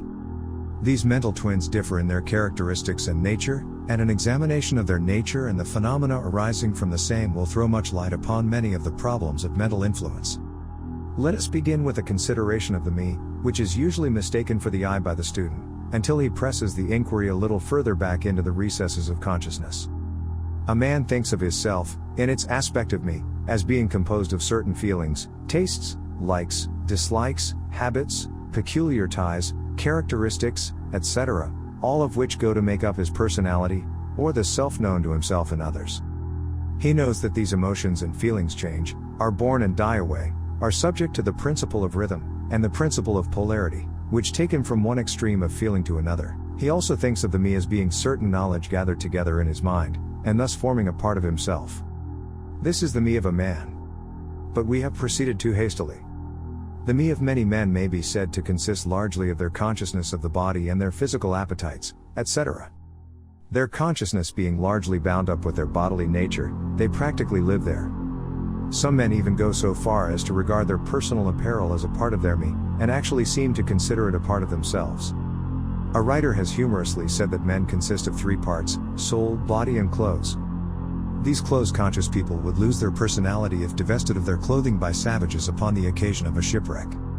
But even many who are not so closely bound up with the idea of personal raiment stick closely to the consciousness of their bodies being their me. They cannot conceive of a self independent of the body. Their mind seems to them to be practically a something belonging to their body, which in many cases it is indeed. But as man rises in the scale of consciousness, he is able to disentangle his me from his idea of body, and is able to think of his body as belonging to the mental part of him. But even then he is very apt to identify the me entirely with the mental states, feelings, etc., which he feels to exist within him. He is very apt to consider these internal states as identical with himself, instead of there being simply things produced by some part of his mentality, and existing within him, of him, and in him, but still not himself. He sees that he may change these internal states of feelings by an effort of will, and that he may produce a feeling or state of an exactly opposite nature, in the same way, and yet the same me exists. And so after a while he is able to set aside these various mental states, emotions, feelings, habits, qualities, characteristics, and other personal mental belongings. He is able to set them aside in the not-me collection of curiosities and encumbrances, as well as valuable possessions. This requires much mental concentration and power of mental analysis on the part of the student. But still the task is possible for the advanced student, and even those not so far advanced are able to see, in the imagination, how the process may be performed. After this laying aside process has been performed, the student will find himself in conscious possession of a self which may be considered in its I and me dual aspects. The me will be felt to be a something mental in which thoughts, ideas, emotions, feelings, and other mental states may be produced. It may be considered as the mental womb, as the ancients styled it, capable of generating mental offspring. It reports to the consciousness as a me with latent powers of creation and generation of mental progeny of all sorts and kinds. Its powers of creative energy are felt to be enormous. But still it seems to be conscious that it must receive some form of energy from either its I companion, or else from some other I, ere it is able to bring into being its mental creations. This consciousness brings with it a realization of an enormous capacity for mental work and creative ability. But the student soon finds that this is not all that he finds within his inner consciousness. He finds that there exists a mental something which is able to will that the me act along certain creative lines, and which is also able to stand aside and witness the mental creation. This part of himself he is taught to call his I. He is able to rest in its consciousness at will. He finds there not a consciousness of an ability to generate and actively create, in the sense of the gradual process attendant upon mental operations, but rather a sense and consciousness of an ability to project an energy from the I to the me, a process of willing that the mental creation begin and proceed. He also finds that the I is able to stand aside and witness the operations of the me's mental creation and generation. There is this dual aspect in the mind of every person. The I represents the masculine principle of mental gender, the me represents the female principle. The I represents the aspect of being, the me the aspect of becoming. You will notice that the principle of correspondence operates on this plane just as it does upon the great plane upon which the creation of universes is performed. The two are similar in kind, although vastly different in degree. As above, so below. As below, so above. These aspects of mind, the masculine and feminine principles, the I and the me, considered in connection with the well-known mental and psychic phenomena, give the master key to these dimly known regions of mental operation and manifestation. The principle of mental gender gives the truth underlying the whole field of the phenomena of mental influence, etc. The tendency of the feminine principle is always in the direction of receiving impressions, while the tendency of the masculine principle is always in the direction of giving out, or expressing. The feminine principle has a much more varied field of operation than has the masculine principle. The feminine principle conducts the work of generating new thoughts, concepts, ideas, including the work of the imagination. The masculine principle contents itself with the work of the will, in its varied phases. And yet without the active aid of the will of the masculine principle, the feminine principle is apt to rest content with generating mental images which are the result of impressions received from outside, instead of producing original mental creations. Persons who can give continued attention and thought to a subject actively employ both of the mental principles, the feminine in the work of active mental generation, and the masculine will in stimulating and energizing the creative portion of the mind. The majority of persons really employ the masculine principle but little, and are content to live according to the thoughts and ideas instilled into the me from the eye of other minds. But it is not our purpose to dwell upon this phase of the subject, which may be studied from any good textbook upon psychology, with the key that we have given you regarding mental gender. The student of psychic phenomena is aware of the wonderful phenomena classified under the head of telepathy, thought transference, mental influence, suggestion, hypnotism, etc. Many have sought for an explanation of these varied phases of phenomena under the theories of the various dual mind teachers. And in a measure they are right, for there is clearly a manifestation of two distinct phases of mental activity. But if such students will consider these dual minds in the light of the Hermetic teachings regarding vibrations and mental gender, they will see that the long sought for key is at hand.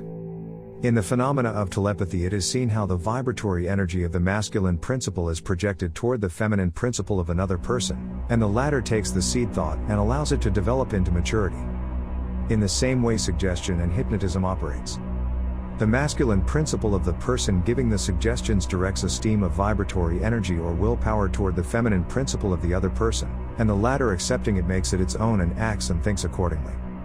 An idea thus lodged in the mind of another person grows and develops, and in time is regarded as the rightful mental offspring of the individual, whereas it is in reality like the cuckoo egg placed in the sparrow's nest, where it destroys the rightful offspring and makes itself at home.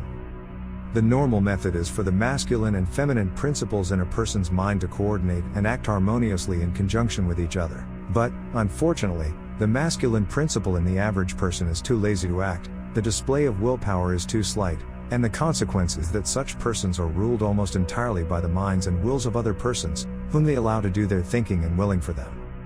How few original thoughts or original actions are performed by the average person? Are not the majority of persons mere shadows and echoes of others having stronger wills or minds than themselves? The trouble is that the average person dwells almost altogether in his me consciousness, and does not realize that he has such a thing as an I.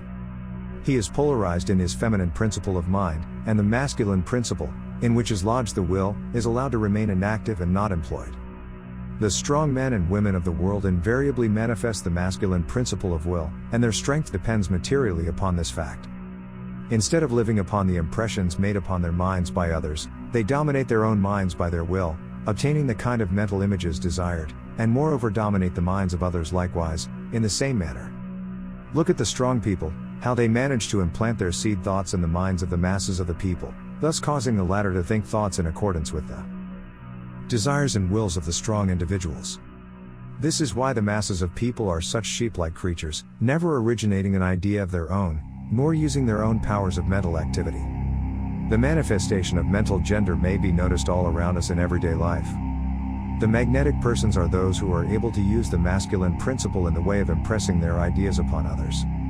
The actor who makes people weep or cry as he wills, is employing this principle. And so is the successful orator, statesman, preacher, writer or other people who are before the public attention. The peculiar influence exerted by some people over others is due to the manifestation of mental gender, along the vibrational lines above indicated. In this principle lies the secret of personal magnetism, personal influence, fascination, etc., as well as the phenomena generally grouped under the name of hypnotism. The student who has familiarized himself with the phenomena generally spoken of as psychic will have discovered the important part played in the said phenomena by that force which science has styled suggestion, by which term is meant the process or method whereby an idea is transferred to, or impressed upon the mind of another, causing the second mind to act in accordance therewith. A correct understanding of suggestion is necessary in order to intelligently comprehend the varied psychical phenomena which suggestion underlies. But, still more is a knowledge of vibration and mental gender necessary for the student of suggestion. For the whole principle of suggestion depends upon the principle of mental gender and vibration. It is customary for the writers and teachers of suggestion to explain that it is the objective or voluntary mind which make the mental impression, or suggestion, upon the subjective or involuntary mind. But they do not describe the process or give us any analogy in nature whereby we may more readily comprehend the idea.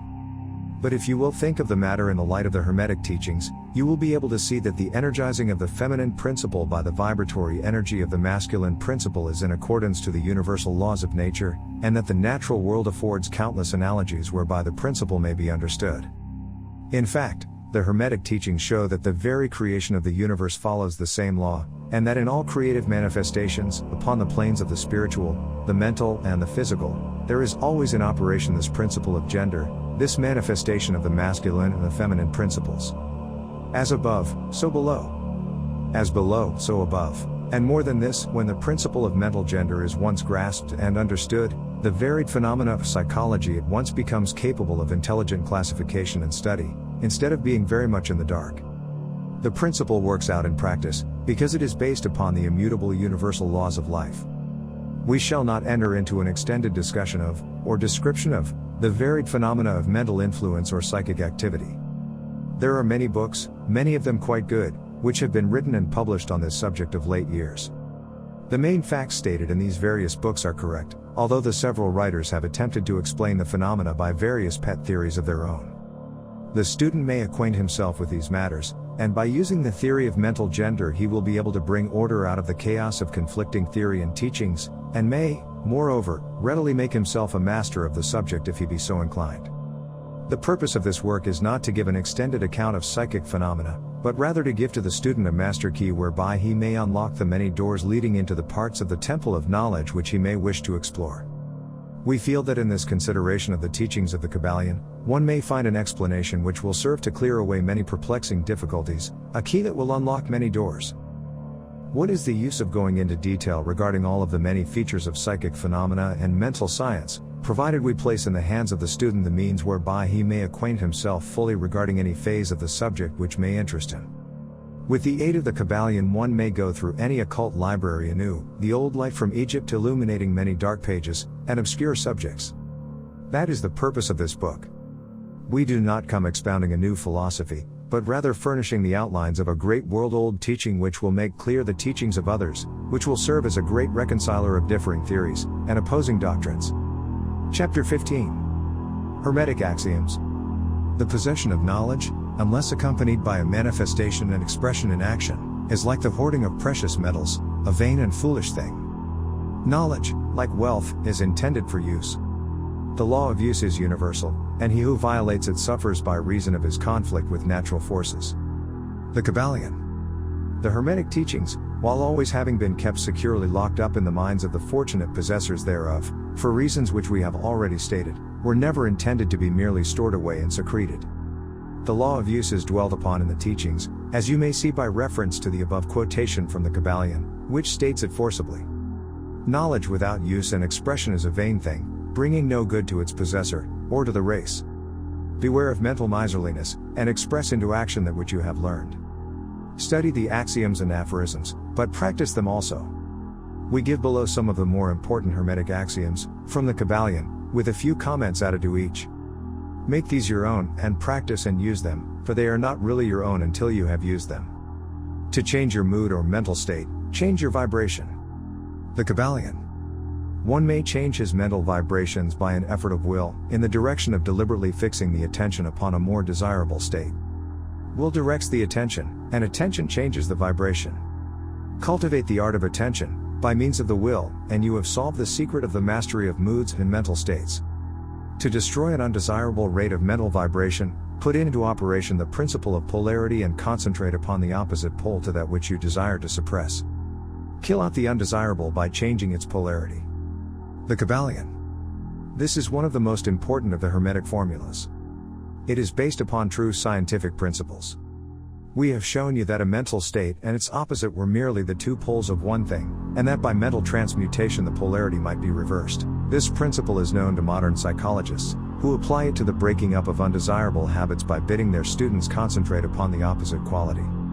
If you are possessed of fear, do not waste time trying to kill out fear, but instead cultivate the quality of courage, and the fear will disappear. Some writers have expressed this idea most forcibly by using the illustration of the dark room. You do not have to shovel out or sweep out the darkness, but by merely opening the shutters and letting in the light, the darkness has disappeared. To kill out a negative quality, concentrate upon the positive pole of that same quality, and the vibrations will gradually change from negative to positive, until finally you will become polarized on the positive pole instead of the negative. The reverse is also true, as many have found out to their sorrow, when they have allowed themselves to vibrate too constantly on the negative pole of things. By changing your polarity you may master your moods, change your mental states, remake your disposition, and build up character. Much of the mental mastery of the advanced Hermetics is due to this application of polarity, which is one of the important aspects of mental transmutation. Remember the Hermetic axiom, quoted previously, which says, "Mind, as well as metals and elements, may be transmuted from state to state, degree to degree, condition to condition, pole to pole, vibration to vibration." The Kybalion. The mastery of polarization is the mastery of the fundamental principles of mental transmutation or mental alchemy, for unless one acquires the art of changing his own polarity, he will be unable to affect his environment.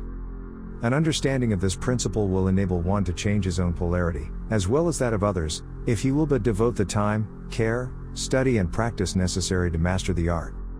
The principle is true, but the results obtained depend upon the persistent patience and practice of the student. Rhythm may be neutralized by an application of the art of polarization. The Kybalion. As we have explained in previous chapters, the Hermetists hold that the principle of rhythm manifests on the mental plane as well as on the physical plane, and that the bewildering succession of moods, feelings, emotions, and other mental states are due to the backward and forward swing of the mental pendulum, which carries us from one extreme of feeling to the other. The Hermetists also teach that the law of neutralization enables one, to a great extent, to overcome the operation of rhythm in consciousness.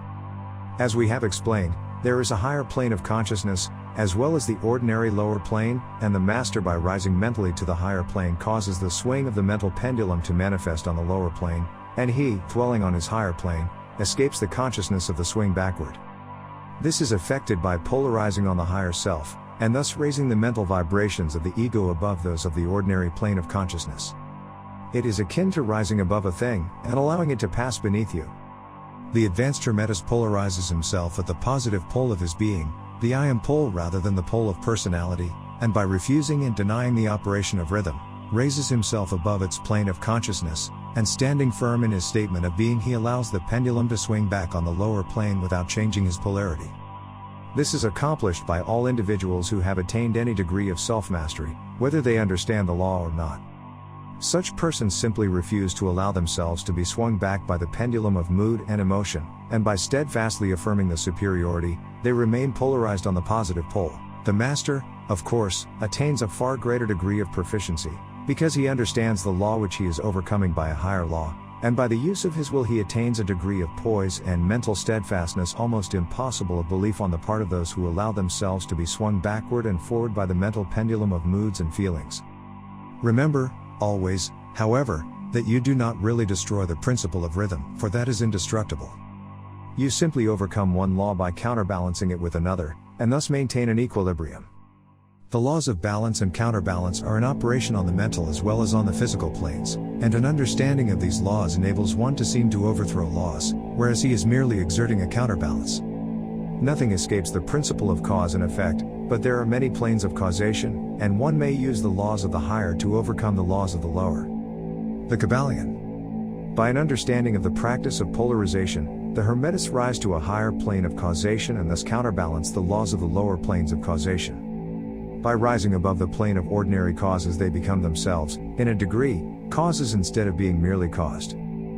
By being able to master their own moods and feelings, and by being able to neutralize rhythm, as we have already explained, they are able to escape a great part of the operations of cause and effect on the ordinary plane. The masses of people are carried along, obedient to their environment, the wills and desires of others stronger than themselves, the effects of inherited tendencies, the suggestions of those about them, and other outward causes, which tend to move them about on the chessboard of life like mere pawns. By rising above these influencing causes, the advanced Hermetists seek a higher plane of mental action, and by dominating their moods, emotions, impulses and feelings, they create for themselves new characters, qualities and powers, by which they overcome their ordinary environment, and thus become practically players instead of mere pawns. Such people help to play the game of life understandingly, instead of being moved about this way and that way by stronger influences and powers and wills. They use the principle of cause and effect, instead of being used by it. Of course, even the highest are subject to the principle as it manifests on the higher planes, but on the lower planes of activity, they are masters instead of slaves. As the Kybalion says, the wise ones serve on the higher, but rule on the lower. They obey the laws coming from above them, but on their own plane and those below them, they rule and give orders. And, yet, in so doing, they form a part of the principle, instead of opposing it. The wise man falls in with the law, and by understanding its movements he operates it instead of being its blind slave. Just as does the skilled swimmer turn this way and that way, going and coming as he will, instead of being as the log which is carried here and there, so is the wise man as compared to the ordinary man, and yet both swimmer and log, wise man and fool, are subject to law. He who understands this is well on the road to mastery. The Kybalion. In conclusion, let us again call your attention to the Hermetic axiom. True Hermetic transmutation is a mental art. The Kybalion. In the above axiom, the Hermetists teach that the great work of influencing one's environment is accomplished by mental power. The universe being wholly mental, it follows that it may be ruled only by mentality. And in this truth is to be found an explanation of all the phenomena and manifestations of the various mental powers which are attracting so much attention and study in these earlier years of the 20th century. Back of and under the teachings of the various cults and schools, remains ever constant the principle of the mental substance of the universe. If the universe be mental in its substantial nature, then it follows that mental transmutation must change the conditions and phenomena of the universe. If the universe is mental, then mind must be the highest power affecting its phenomena. If this be understood, then all the so-called miracles and wonder workings are seen plainly for what they are. The all is mind. The universe is mental. The Kybalion. Finis. Made with love. An offering to our Gaia TV tribe. Made with love. An offering to our Gaia TV tribe. A sonic siege production. With the quickening. Namaste. For further reading. Herbert Spencer. The Kybalion's chapter on the Divine Paradox mentions Herbert Spencer, who was an English philosopher, prominent classical liberal political theorist, and sociological theorist of the Victorian era. Spencer developed an all-embracing conception of evolution as the progressive development of the physical world, biological organisms, the human mind, and human culture and societies. Books by him are available through the Kybalion bookshop at http://www.kybalion.org. Thompson J. Hudson. The Kybalion's chapter on mental gender also mentions Thompson J. Hudson, who was a psychical researcher, and is known for his 3 laws of psychic phenomena, first published in 1893. Dr. Hudson advanced theories of the objective and subjective mind. Books by him are available through the Kybalion bookshop at http://www.kybalion.org. Nothing is permanent but change. All things are evolving from other things and resolving into other things. The Kybalion. Therefore, change must apply to the Kybalion as well. While the Kybalion is a great little book, its language is slowly becoming more outdated. A new publication has evolved that breathes fresh life into an age-old philosophy. Summum, sealed except to the open mind, is a derivative work of the Kybalion, and while similar to the Kybalion, it offers ideas and insights to questions and issues not found in the Kybalion. Check out the grand principle from which the 7 principles emanate. Summum, sealed except to the open mind, is available from the Summum website at http://www.summum.us. The voice of wisdom is silent, except to the open mind. Summum. Namaste.